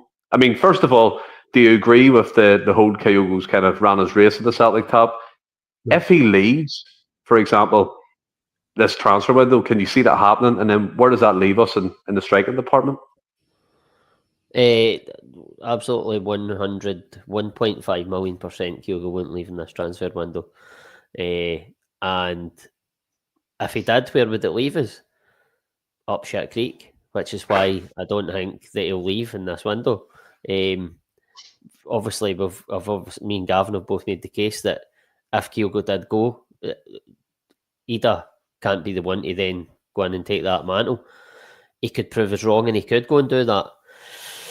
But what I've seen Ida, I don't think he's the man that, just obviously for what I've seen, the eye test, I don't think he's the one that can then go in and replace Kyogo. I think we would need to go into the market. I think if Kyogo does leave, or he is going to leave at some point, and when he does, I think we need to have somebody in place. We need to have somebody in before Kyogo goes. He's such a big player for Celtic, but race run, I don't see that myself. Listen, is he scoring as many goals for Celtic as he did under Ange? Absolutely not. We're playing a slightly different way. People say it doesn't suit Kyogo. Yeah, listen, that's a fair argument to make because he isn't scoring as many goals. But Brendan Rodgers has said so many times that he doesn't, the way he plays, he doesn't solely rely on his striker to be a 20-25 goal a season man. Mm-hmm. You said earlier, Stephen, our wingers are getting most of their goals, and that's because of the way we play. A lot of teams play like that. You look at Liverpool, for instance. Who's the talisman? It's Salah. He's not number 9. He's not a central striker.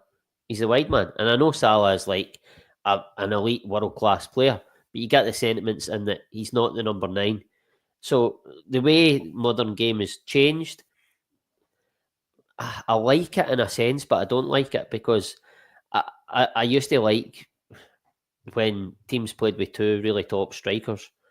Not taking the chances he was taking previously, that's an issue. Maybe talking about Kyogo. Yeah.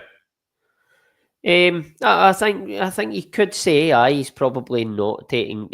I don't think he's getting as many chances, and Kyogo needed 2 or 3 He's a top chances scorer. anyway. He's a top scorer in the league. Let's not Aye. forget. Aye, well, he's joint top scorer with the Dundee Yeah, United boy. Listen, Mhm. he has. Kyogo was never it was never a Giacomakis where he just needed one chance. Kyogo needs 2, 3, 4 chances sometimes, but he'll always, if he gets 2, 3, 4 chances in a game, he'll take a chance eventually. But he's no one chance, one goal type of striker. He's not that for me. I mean, he started off out wide, and then he became a central striker when he came to Celtic.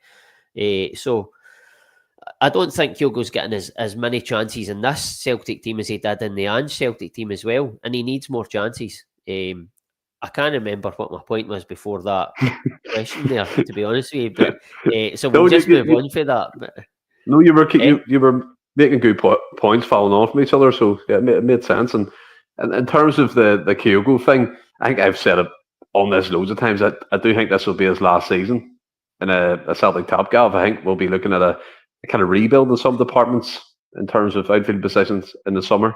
I'm looking forward to the future ahead. And look, I still think he's the best striker in the club. Strange that the doctor said that quite evidently, is that we spoke about Alameda at length there in terms of his impacts basically being null and void at the moment. And funny enough, a striker link came out for Celtic, and it was a striker called Bayo. I nearly had a heart attack.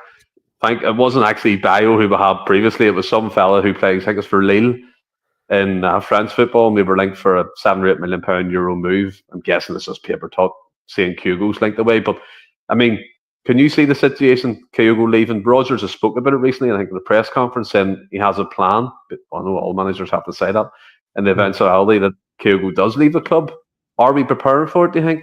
Are we prepared for it if he, let's say, he wants to go?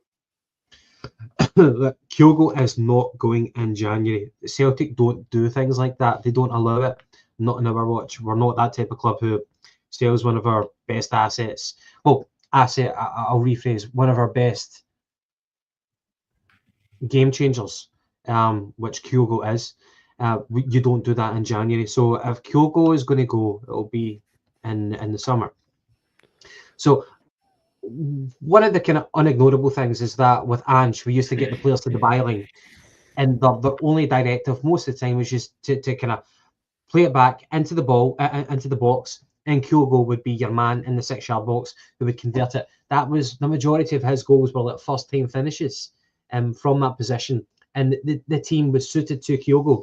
Now with Brendan Rodgers, we're playing with inverted wingers where it's more deliberated. The ball isn't coming as quick to Kyogo, and maybe the chances that he's getting, it's more obvious that he's getting that ball and people are rushing out to him, or the keeper's more prepared for it. Maybe you could just say that Kyogo's finishing is as good as what it was last season. Maybe it's that simple. But I still think that Kyogo's a very, very good striker, the best in the league, yeah. But he's come to that age 30 right now, and maybe this is his 4th season right now, and maybe he's looking for something else. Maybe he wants to go to America, maybe he wants to try it in France, and maybe he wants to go back to Japan. If he does want to do that, then you can't disagree with what Brendan Rodgers said. We won't stand in his way. I think that's the healthy option to keep a squad hungry and trying to achieve goals. You don't want to keep a player there who's wanting to get away. I don't think that there's been a massive drop-off with Kyogo this season compared to previous seasons. I don't think it's been a massive drop-off. I think it's people have been saying it and it's just kind of catching fire. Maybe there is stats to prove it, but I think, in my own personal humble opinion, I think it's slightly exaggerated. I don't think he's a shadow of the player that he once was. And Ross, I know that you were being kind of respectful to Kyogo, that maybe he needs like 4 or 5 chances. I don't think he's the Dessers type player. Maybe I think Dessers is that type of guy. Aye. You probably went a bit too far, but in hindsight, maybe 2 or 3. Aye. So I'm not. I'm just. I'm with you, but I'm just reeling you in because I think we're both on the same page right now. Kyogo is still a fantastic striker for Celtic. If he was to leave, we would really have to do well in the transfer market to replace him. Not like for like, because every striker's different. You know, Jack Kamakis, Ida, Kyogo, they're all different. But considering how efficient you need to be, and Stephen, we spoke about this on Monday when we were talking about it. The prototype centre forward that Brendan Rodgers likes. You're probably going back to Moussa Dembele, who's got the physicality, speed, technical ability, finishing IQ. Not everybody's got that, but I think that the one thing Kyogo certainly does not have is the physicality. Sometimes if the delivery isn't there, then it's impossible for him to make his own luck. So maybe the writing is on the wall, the way that we are playing, that maybe Kyogo's seen how we played under Ange, how we compromised in the first season under Brendan, but now we've seen a changing of the guard, and he's just saying maybe my time has come. So if Kyogo wants to go, fair enough, but we need to think about it now, but we need to replace him in the summer if that is the case. No way is it going to go right now. And by the way, one hell of a loss. He'll be really fondly remembered. Oh, 100%. We're talking like the past tense already, but just a preparation for that day if it arrives in the near future. But kind of another saga, Ross, that's going on in the background. I think yesterday it broke. Fabrizio Romano, our very own Franny, put it into the chat before me. It was fucking raging because I'm usually first in. But it was about 10 different screenshots of the same story. The same thing. Yeah, it was crazy. But Fabrizio Romano tweeted yesterday that Alex Vaille's loan could possibly be terminated. And it wasn't until today I found out that Celtic hold the cards in this. They make the choice if that actually goes through or not, because we have him for the entire season, and Barcelona don't think had a recall clause. But apparently the deal's been agreed with Como. Fabregas manages Como at the moment, Spanish, that type of thing. So you can maybe see that move happening if Celtic sanks it. I think Roger spoke today and said that Alex Valle is preparing as normal for the game tomorrow against Kilmarnock in the Scottish Cup. But the burning question is, first of all, if Alex Valle goes, terminated, is Greg Taylor going to sign that contract, and is Kieran Tierney coming in this transfer window? Because I don't see the logic in my head if we let Alex Valle go, and again, we're only running with one left back until the end of the season. It doesn't make sense to me. We were in that position last season, and it was just, what if Greg Taylor gets a bad injury? Again, I hope he doesn't, touch wood. But what do you think in them two situations? Will Greg Taylor sign the contract, and will Kieran Tierney be a Celtic player this transfer window? It's 50-50 right now. What I will say is Alex Valle doesn't leave Celtic unless Kieran Tierney comes in, regardless of whether Taylor signs a long-term contract just now or a wee bit later on, or he doesn't at all. I think if Tierney comes in, it'll be Valle, it'll go out the door, but it won't happen unless Tierney comes in. But Rodgers, I watched these... The loudspeaker lad must be coming back if Valle is being let go. Oh, the loud. That took me a minute there. Rodgers said something in his press conference that really resonated with me, and I didn't really give it a thought. I don't know if any of you guys have seen the press conference, but he talked about, obviously, we've still got 2 Champions League games left. Mm-hmm. Whoever Celtic sign now, I don't think they can go into the Champions League squad because I don't think that gets updated. So I would be surprised if anything in terms of... I'd be surprised if that move happened before certainly Young Boys and the Aston Villa game, because I think the Aston Villa game is maybe the 29th of January and the window's open to the 3rd. So I think it might be if that sort of move does happen, it'll be after the Aston Villa game, unless we beat Young Boys, and then it can go through quicker because the likelihood is we'll have qualified for the playoff stage. But I don't. Somebody can correct me in the comments if I'm wrong, but I don't think that I don't think the Champions League squad can be updated. So whoever we bring in, So, well, it can't be. Well, there you go. So they're not going to let Alex Valle go and then be left with because they can let Valle go, but then bring Tierney in. But essentially, they'd still have only one left back for the Champions League because Tierney's ineligible. Sorry. So for me, I don't think you'll see anything until at least after the Young Boys game, maybe even later than that. Rodgers talked about we've still got a wee bit of time after that Aston Villa game to get things done as well. I'm not saying that every deal that Celtic want to get done in this window will happen after the Aston Villa game, but it might. But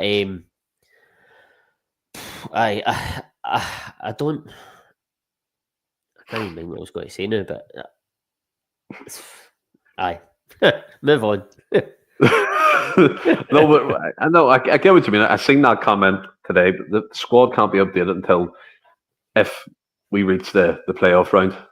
Then you can add players to it. I think it's only like 2 or 3. I don't know if it's a full squad rotation. You can take players in and out. I don't know how it works. I think it's only 2 or 3 players you can add into it. But I get what you're saying. The whole Alex Valle situation, Gav, people are disappointed. Me personally, I'd be disappointed to see him go. And look, again, this isn't any kind of slighting Greg Taylor. But the way I look at this is, if Greg Taylor isn't going to sign that contract, Alex Valle has that potential, and he has a €3 million release clause. We could pay out, and if he's obviously fully interested, he could join the club, and then it kind of resolves the issue if you're chasing Greg Taylor and Kieran Tierney at the same time. Look, the best resolution for all parties is up for different opinions. Do you know what I mean? People think Greg Taylor's ran his race in the Celtic shirt.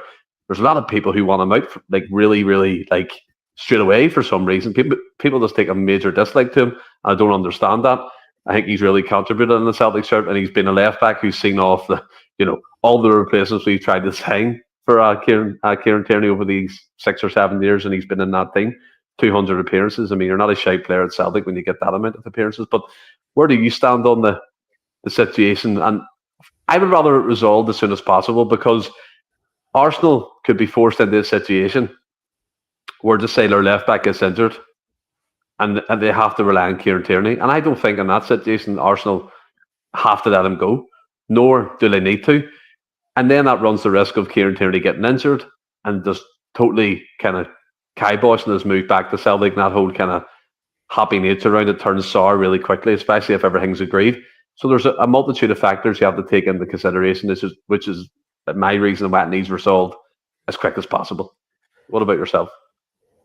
Yeah, well, there's a lot of kind of mixed signals going on right now. I think it's unfortunate actually for Valle. He made the move to Scotland, and he was probably assured that you'll get a full season playing for Scotland. You'll be fighting for the left back berth. You'll have a fight in your hands. You'll get games, but you will be on the bench for some games. It just depends on how well you do. And I think over the first half of the season, I think he's acquitted himself very well.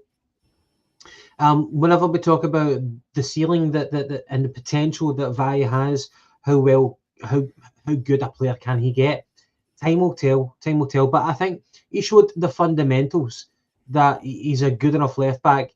I'm not saying that he's better than Greg Taylor. I think he can offer things that Greg Taylor doesn't have, but equally Greg Taylor is very good at some things that Valle will have to learn in time.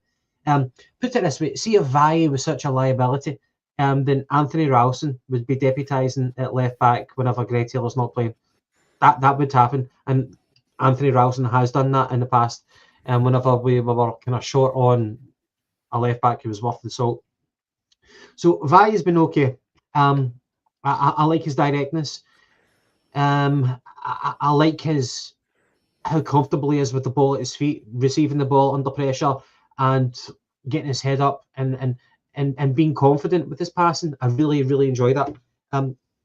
It's just a shame that it looks like it's going to get cut short right now, because as I said, it looks like he's been missold a promise right now. He was going to be given a full year in Scotland to show his worth, and it looks like it's going to get cut short. So the rumour is that Como, is it Fabregas is the manager of Como? Is that correct? Yeah. So it looks like they're going to make the move to bring him in, and he's going to go over to Italy. Yeah, albeit I don't think it's great for a player to have a change of scenery right now, different ambitions, and he's going to have to settle in again. I think it's pretty shit on Vi. I really do. I feel for the guy. However, if you were to say who would you rather depend on between now and the rest of the season, Vi or Taylor? Taylor every day of the week. And it doesn't mean that Taylor is more than double the player than what Vi is. It's just what Taylor brings. You know what he doesn't bring, but I would still be more confident playing Taylor. Vi is still learning the game. And again, going back to mixed messages with Kieran Tierney coming in. So I just don't think it's been handled very well.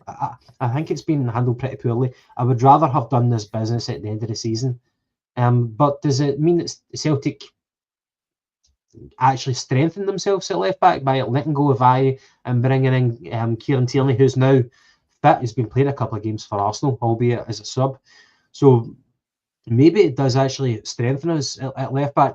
I think it might be a little bit awkward on the training field whenever Kieran Tierney, if it does happen, if Kieran Tierney does join us in January, Vi is off, and whenever like Greg Taylor and Tierney kind of look at each other, that whenever they kind of make eye contact, that might be a little bit awkward. But if Kieran Tierney is going to be match fit and fit in general, that's the least that you want. Maybe it does strengthen us. Look, I don't think I've got a really strong answer for this one. I just think it's been handled poorly. I would have preferred it to have been done in the summer. I think it kind of detracts from the Champions League. I would just prefer to see out this campaign with Vi and with Greg Taylor, and then let the future take care of everybody. It's this kind of weird triangle of left backs right now, and I would have preferred it to happen in the summer rather than right now. I think it just kind of detracts from the continuity that we've got right now. But before we move on, Ross, I know that you're a big fan of Greg Taylor, and actually, I'm glad I've still got this in my computer. You know, we used to do that that the winner stays on. Can I do that with you for the fullbacks? Because obviously we've got Greg Taylor, and obviously Greg Taylor wins. But just to see if you think Greg Taylor might oust most of the players in here before we get to Kieran Tierney anyway. Just a bit of fun anyway. So who's best? Okay, so we start off with Andreas Henkel. Andreas Henkel or Chaduri? Henkel.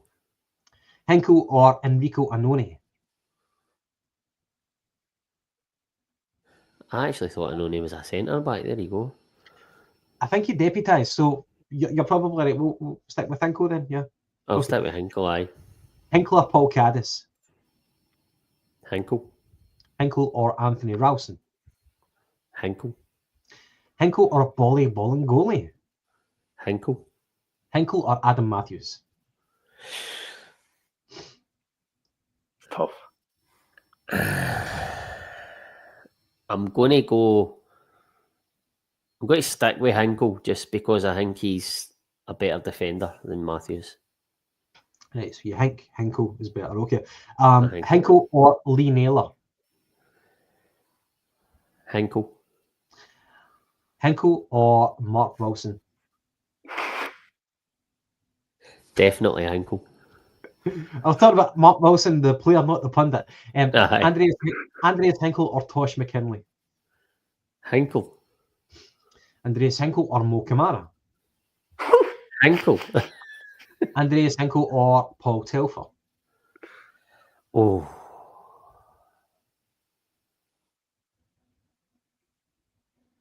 I'm just going to stick with Henkel. Okay. Andreas Henkel or Jeremy Frimpong?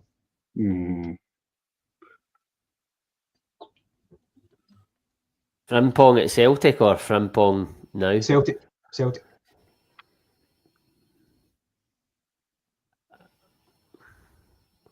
That's a fucking tough one.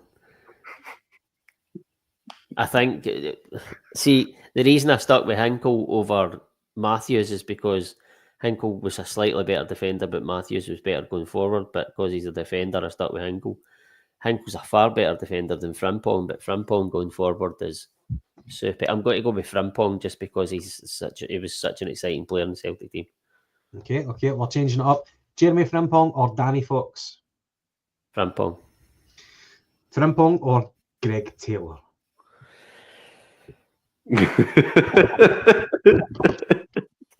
I'm going to have to go Greg Taylor just because he's played 200 games in a Celtic jersey and he's such a big player. He's a voice. Aye, Greg Taylor. Okay, Greg Taylor or Didier Agat? Agat. Agat? Aye. Right, fucking hell, man! You sold out Greg Taylor, and He did, didn't he? Fucked him out that window there. Like, what we have to realise is, I think Greg Taylor is a really good player, and he gets unfair criticism. But I think that we could absolutely get better than Greg Taylor, and if we can get better than Greg Taylor, then go and do it. But the criticism that guy gets is so unjust; it is no true. I can't believe that Greg Taylor didn't even survive one defence. Oh, Didier Agat, man, he was outstanding. Okay, well, swiftly moving on to Didier Agat. We've got Didier Agat or Jackie McNamara.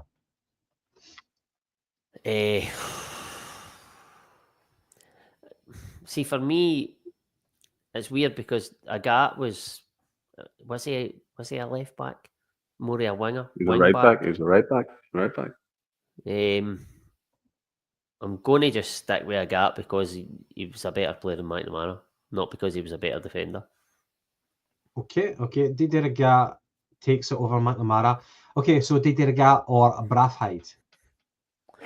Agat. Okay. Didier Agat or Momo Silla? Yeah. Didier Agat or Mikael Lustig?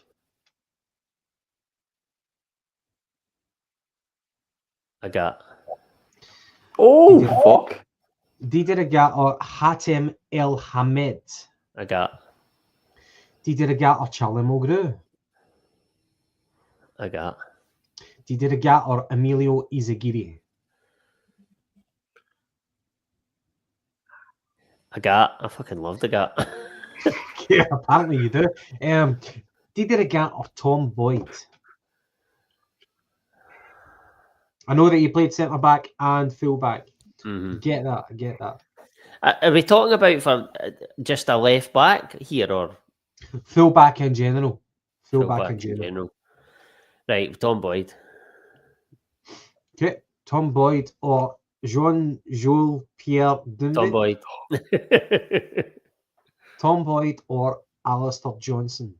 Alistair Johnson. Okay, Alistair Johnson or Jeremy Toljan, the man with no heart? Johnston. And Alistair Johnson or Kieran Tierney? Tierney. Okay, here we go. Look, I had it saved. I had to go back to it. Aye. I'm glad I had it there. Sorry, Stephen, I was distracted. No, that's grand. A Gap was on, but I love the Gap too. See him going down the right hand side. So who do you think's quicker, him or Maeda? A Gap. I would take a Gap for speed, raw speed. Yeah. Yeah, it'd be close though. It'd be close enough. But I enjoyed that.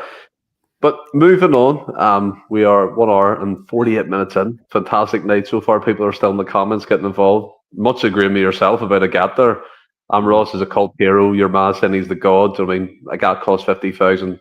I'm from Hibs, Red Scotland, saying Tom Boyd was top notch. So, unbelievable players. Just shows you how blessed we were at certain points in the past with fullbacks and defenders, people of that nature. But we were talking about the winger position, about it needing kind of strengthened. Obviously, but underneath Maeda, there's not really much there. Palma, Shite, Yang, 50-50. Kuhn, again, not really much under Kuhn. Forrest is injured and you have to switch Yang out there and he still is ineffective. There is a lot of rumours flying that Celtic are in for a winger, and hopefully by the speed of these rumours, it's actually true. And we're after some people because usually there's no smoke without fire. Maybe the names are wrong, but hopefully Celtic are putting feelers out for wingers. Just two names I'll throw at you. Louis Barry from Aston Villa, who was on loan at Stockport. I think like something like 15 goals in 23 games. He was on fire for them the first part of the season. They called him back from his loan, I think the start of December. There's rumours Celtic have tabled a £5 million bid, including £5 million add-ons if he achieves them. So it could take the overall bid to £10 million, which is another massive outlay. And then there's a winger from Spain. He's an under-21 international. No way. James loves the fact that Paulo Bernardo is the under-21 captain of Portugal. Well, Raul Moro, who is 21, I believe, he is at Real Valladolid, Ronaldo's club. Probably butchered the pronunciation of that club, but he's worth in around £8.5 million. I think he can operate in both flanks, from what I was reading. Louis Barry's more left sided towards Dyson, kind of just focus in that area. But any of these players take your fancy? Do you know anything about them? Have you seen any clips of them? I've watched Louis Barry. I've read about him. I've read about the situation. He looks an upgrade on Yang, definitely. He's a left forward who has operated at times as the main kind of number 9, but the main part of his game is operating on the left flank. He's right-footed, so that plays into Rodgers' thinking of inverted wingers. He can cut it in his right, and he loves to kind of curl it into the far post. He is still capable, though, of taking the man down the line and flashing in across, but predominantly right-footed. So we've seen that kind of type of player before. However, I think his football IQ is fairly decent. He would be an understudy, I think, to Yang, because Maida, pardon me, forgive me, understudy to Maida, because Maida, that's his position. But he's got a better football IQ than Maida. Maida's, we know what he is, but his IQ isn't really there. He just kind of moves off instinct. Barry's definitely got a strong future in the game, and if it could be with Celtic, I'd be quite excited about that. For the fee that we're bandying about here, $5 million. Well, obviously that's a step up from the kind of $2 million project signings that we make. If you're going to be spending $5 million on a winger, then it's probably forward thinking whenever we think about James Forrest, who deputises on both flanks, but we can't rely on him because of his injuries and stuff like that. Even though when he is fit, he is effective. But Barry, he's a speed merchant. He's got pace to burn, and he takes penalties as well. So he's obviously got that kind of character where he's able to step up and do that sort of thing. I think he's quite an interesting and exciting one. The fact is, though, that Aston Villa have recalled him from his loan spell at Stockport, I think it was. So Aston Villa obviously know that something's up. Either they want to play him right now, or they've recalled him because there's money to be made, and they see Celtic coming, and they know that Celtic have got money to spend. Barry, I would be excited. Young prospect, and the pace is right there. He's definitely a step up over Yang, who, as we've spoken about, he can't really put it together. Barry can put it together. It's just, I think the step up from Stockport to the Scottish Premiership, don't think that's a massive step up. But it looks like he's got confidence. I'm quite excited about it. The other guy, the Spanish guy, I don't know anything about. Sorry. Oh, no. I didn't expect anyone to know anything major about the players. I suppose I've seen clips of Louis Barry myself, Ross, and he does look really quick. Operates off the left-hand side, looking for them cut-in situations, like a Scott Sinclair curl it into the top corner, all them kind of worldly goals, and maybe fits the profile. Wee bit higher price bracket here that we spoke about, £5 to £6 million, including add-ons. And then there's the fancy foreign name, Raul Moro, Spanish under-21 international, ripping up trees for Valladolid in the Liga this season, assisting and scoring goals. Ronaldo, the original Ronaldo, owns that club, I believe, so he has to sanction any deal that Celtic want. So £8.5 million, apparently they're looking for him. It's a positive step, isn't it, that we're actively looking to strengthen these areas. It means the club have noticed that at least the wingers need kind of beefed up or even improved on, if that can be possible. Aye, I mean, I don't know anything about any of the two guys you've mentioned, but just the fact that we're looking at we've obviously discussed in previous podcasts, we've discussed briefly tonight that the wingers need looked at. Certainly, we need to replace at least Palmer, and it looks for all the world that that's what we're doing. There's obviously rumours that Palmer's leaving. I think, is it Rayo Vallecano or something? Maybe that he Rayo was rumoured. Vallecano, yeah. Then I heard that it fell through, but then it might be back on again. But whatever's happening, Celtic are looking at offloading Palmer, and they're looking at bringing in another winger, and that's a positive. That's a positive thing for me as a fan, because I think we can all say a blind man could see that that's what we need to do. That's an area we need to strengthen. Obviously, we've spoke about the left back position. There's other areas, like we've said numerous times, maybe looking at getting a strong, like solid number 6 in there, a physical, athletic, big, powerful guy. But whether that will happen in this window, I'm not so sure. But certainly, I said before the window opened that if we brought in a winger and replaced Palmer, then I'd be fairly happy with that in and out with that in this window as a bonus. So they're looking in the right areas, and they are far more clued up on what Celtic need than what I do. But we can all see from the outside looking in that is an area that needs strengthened. And Celtic are, it looks for the outside looking in that's what they're trying to do, and that's a good thing. Yeah, and just quickly before we kind of wrap up the podcast by looking at tomorrow's game against Kilmarnock in the Scottish Cup, what's your thoughts, Gav, on Celtic appointing David Pleat? I'm thinking of getting that name correct. Pleat, yeah.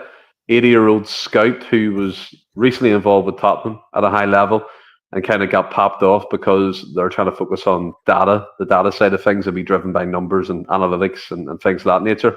Paul Tisdale, I don't know what fucking head of recruitment at Celtic, whatever football doctor he is, has appointed him apparently on a 1-year contract. Again, you can look at the age of this person. Is it ageist? I don't know. He does have a great kind of reputation in the game, especially in the, over there in terms of the British Isles, so to speak, in Scotland, England, and keeping an eye on players down there. I know he had a hand in Dele Alli, going to Spurs, a few other players that they picked up at a young age. Do you think this is a positive move by the club? I've seen a lot of people saying kind of quite sarcastically, future planning, referencing the age of the person, but you can't. I suppose you can't discount experience. Look, I think it's a very, very deliberate move. With Paul Tisdale, whatever his name is, he's obviously spoken to the guy, and he's got him on side. He's asked him to join Celtic for a year or whatever it is. I think it's a very, very deliberate move. I think whoever's made the move, Paul Tisdale, he knows what the end goal is, and I think it's about contacts in English game. I don't think it can be anything more than that. Look, the guy has obviously said that he loves football. He lives and breathes it, and brilliant. I'm glad that he does. I hope that when I'm at that age, if I'm still alive, that I'm still loving football as much as what he is.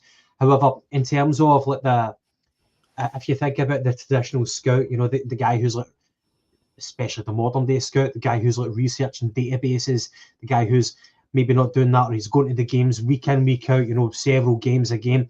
He is no doubt, there's no chance that an 80-year-old is doing that type of hard graft, that hard yards that you would associate with a modern day scout to do.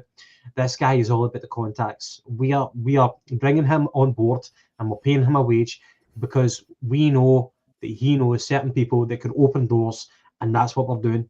But for me, that's the only logical explanation. And if it brings out one prospect, 2 prospects, brilliant. I'm happy with that. So I understand why it'll catch the media. I understand why it might raise a few eyebrows, but it's for contacts. It's for the people that he knows, for the clubs that he's worked with in the past, and because he knows people who've got the ear to the ground and they can maybe recommend the next big talent. If it unearths a Matt O'Reilly or whatever in England, then so be it. Let's do it. So I think it's a very, very low risk kind of business deal. But we're just paying the guy a wage. It's not like we're doing a transfer fee here. So people might laugh at it. We can laugh at it. Why not? Let's laugh at it. But he might actually bring up something here. So that's what it is.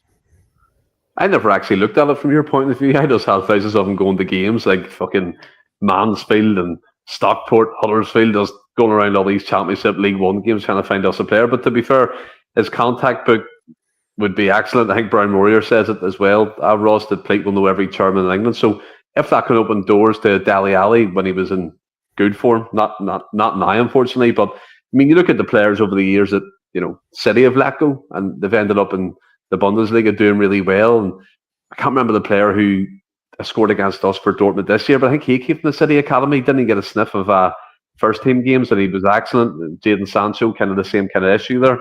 But if it opens a few avenues to a few clubs who produce players like this on a yearly basis, then it can be a win-win. Not saying it will be, but it's good to have that option. Listen, what is he 80? On paper, it doesn't look great, right? But at the end of the day, I don't know much about the guy, like on a personal level, like any is here. But if his enthusiasm for the game is still there, he's a guy that has got maybe 40 to 50 years experience in football. As Gavin says, the contacts he'll have, certainly down south, will be unbelievable, and it will open loads of doors for us. But out with that, his experience of the game is right up there with anybody in terms of the duration that he's been in the game, and obviously the levels and the clubs that he's been at. I think it can only be, listen, it probably won't be a long-term gain for Celtic, but in the short to mid-term, it can only be a good thing for Celtic. I don't see really many. Listen, with everything, there will be pros and there will be cons, but I think the pros outweigh the cons in this situation. And I think that probably there must be a connection with Tisdale and Plate himself. I don't know what that is. I don't know if it's even out there that there is a connection, but there must be something for him to lean on him and bring him into the fold, if you like. But I think that short to mid-term, I think it can only be a good thing for us. And as Gavin says, he'll be able to unearth some gems that even Rodgers or any of our recruitment team probably don't know about. But as Gavin says, if we can unearth another Matt O'Reilly or something like that, then great. It's not going to be easy, but he's got one foot in the ladder, if you like. He's one step ahead of anybody else at this club in that sort of area. He's got one foot in the grave. Well, that day, but that's why it's short to mid-term. Immediate short-term future. But look, if it opens any doors, that'll be fantastic. But look, we'll move on to the game. Tomorrow we'll wrap up the podcast of that. Me and my brother Daniel will be his first Celtic game tomorrow. We're going over to it. We're excited, doing a bit of travel on the boat, having a couple of pints and that, and he'll see Celtic Park for the first time, and hopefully we'll get a good result against Kilmarnock to match that as well. But Ross, I think Brendan Rodgers said today that the full squad's back. Daisemeda's back in training. Coon's been back in. He was obviously brought in against Dundee there for I think 20 or so minutes. So that the squad's fit and healthy again. Would you rotate, or would you go full tilt for this game and the young boys game? Would you get the full strength squad out for these two? It's difficult to say what the full strength or the first pick 11 is right now, because it's chopped and changed so much over this period that I've actually lost my way as to what that might be.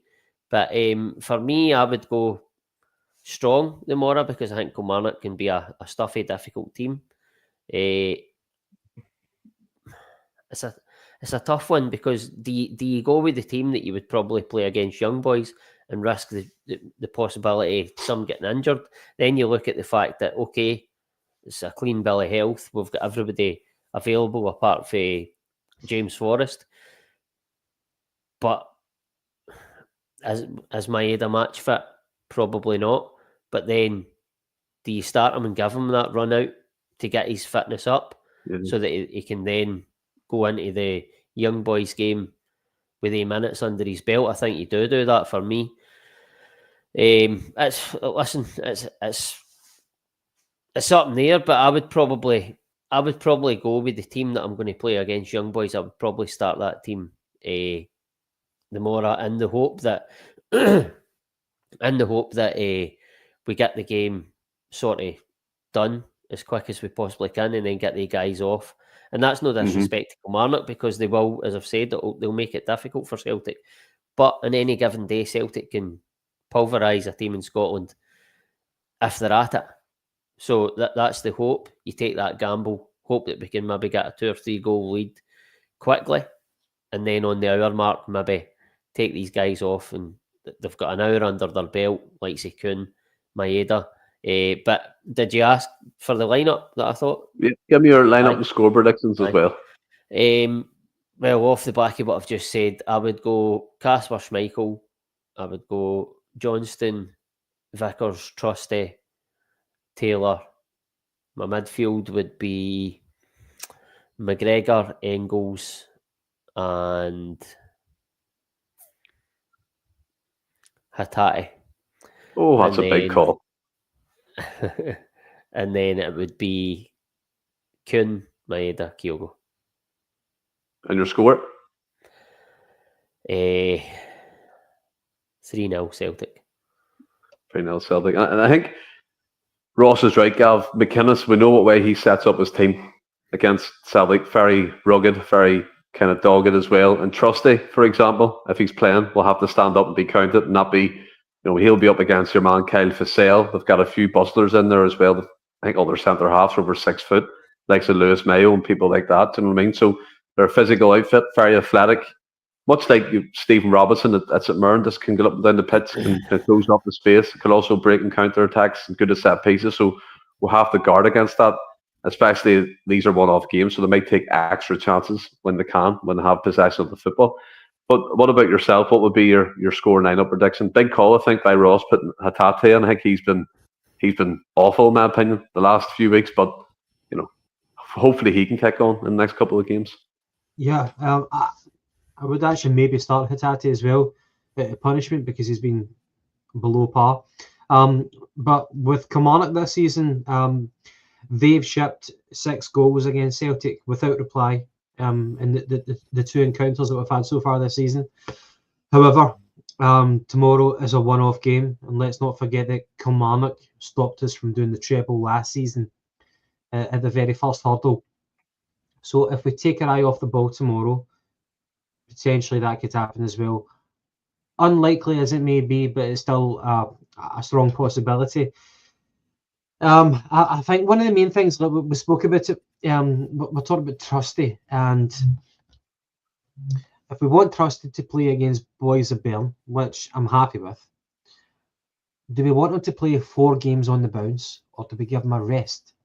However, because of the media focus and the focus from the fans right now, and the psychology and his own confidence, would it be better to say, from Brendan Rodgers to say, look, I'm taking you out to give you rest because I need you for this Champions League game on Tuesday? Will Trusty respond to that? Will he say, okay, I'll give you a strong performance, I'm taking you out to give you a rest, but I need you for Tuesday? Or does Rodgers not have that conversation and saying, you're starting because you're still my main centre back over Scales. You and Cameron Vickers are my main partnership. You play the weekend and then you play again on Tuesday. If we do that, do we lose out on Tuesday? Because both of them players will have played 4 games on the bounce together. I think that if Brendan Rodgers handles it rightly, it takes out Trusty by promising him that he plays on Tuesday. So I'll play Scales. I'm playing Valle as well, and I know that that's going to leave us a wee bit risky on the left-hand side, but we've done it plenty of times and we've prevailed. So Schmeichel, Valle, Scales, Cameron Vickers, and Alistair Johnson. In the midfield, I really want to take Callum McGregor out. I really, really do. However, let's kind of think about it. I'm going to play Rio Hatate because he needs to deliver. The manager needs to tell him that he needs to start putting in a performance. So him, play Bernardo as well. Pardon me. So you either play Cal McGregor, maybe you play. I want to give Engels a rest. I want to give Engels a rest for Tuesday. Another rest? He was fucking rested against Dundee. He came on as a sub, didn't he? Well, 20 minutes. That's a good point you make. The midfield is so interchangeable right now. It really, really is. And I guess if you're the manager and you're looking at the people on the training ground and you see how fatigued they are, who might need to come out, they've got the benefit of that kind of vantage point. But for me, maybe I want to play Bernardo to exercise the demons of that game, Dundee. Bernardo, Rio Hatate. Yeah, and Callum McGregor, because I'm weakening the left-hand side. I'm taking out Trusty, I'm taking out Taylor. So I'm going to put in Callum McGregor against my own wishes because I've weakened the left-hand side of the defence.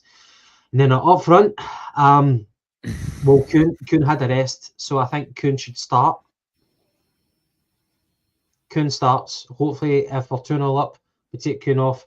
But Kuhn starts until we're comfortably up ahead. Oh, fuck, man. Do you play Ida again? Maybe. Okay, Kuhn, Kyogo, and Yang. Yeah. What would be your score, Gav, if you had to predict it? Well, for the benefit of your wee brother, who I really, really hope that he enjoys his first game at Parkhead, I hope it's going to be 4-0, mate. And I hope he loves it. Brilliant. And again and again. Yeah, he's really bought into the Celtic way of things. He has no choice with me and our granda, like, to be fair. Do you know what I mean? It's from a young age you're watching Celtic on the TV and you grow up with it as well. But yeah, we're looking forward to it. Early start tomorrow. We're on the 7:30 boat, so if anyone's from Ireland, get over, say hello and that. We'll grab a wee pint very early on and get ready for the game. But looking forward to a good wee journey. So, as you said, Celtic Park for the first time for wee brother. His face will probably light up. Do you know what I mean? It's just one of them experiences that live with you forever. Like, I remember when I first visited Celtic Park, I think it was like 8 or 9, and I walked in, and I'm afraid of heights, right? So we were at the top stand, my legs were shaking. I was like, shit. But it's one of them things you'd never ever forget. So the love for the club always grows, and it gets stronger and stronger as the years go on. But yeah, thanks for that, Gav. I appreciate that. But lads, this brings it to the end of the podcast. Have you enjoyed it? Very Very good. much. Brilliant. I've enjoyed it as well. I've still got a lot of shit to do after this, so I'm knackered. I just want to go to sleep, but I have to keep doing stuff. But anyway, we'll be hopefully live again on Monday discussing a great result against Kilmarnock in the Scottish Cup, and looking forward to that Champions League game against Young Boys, which could be vital to our hopes going forward into the playoff round. But until then, stay well and keep safe. Hail, hail.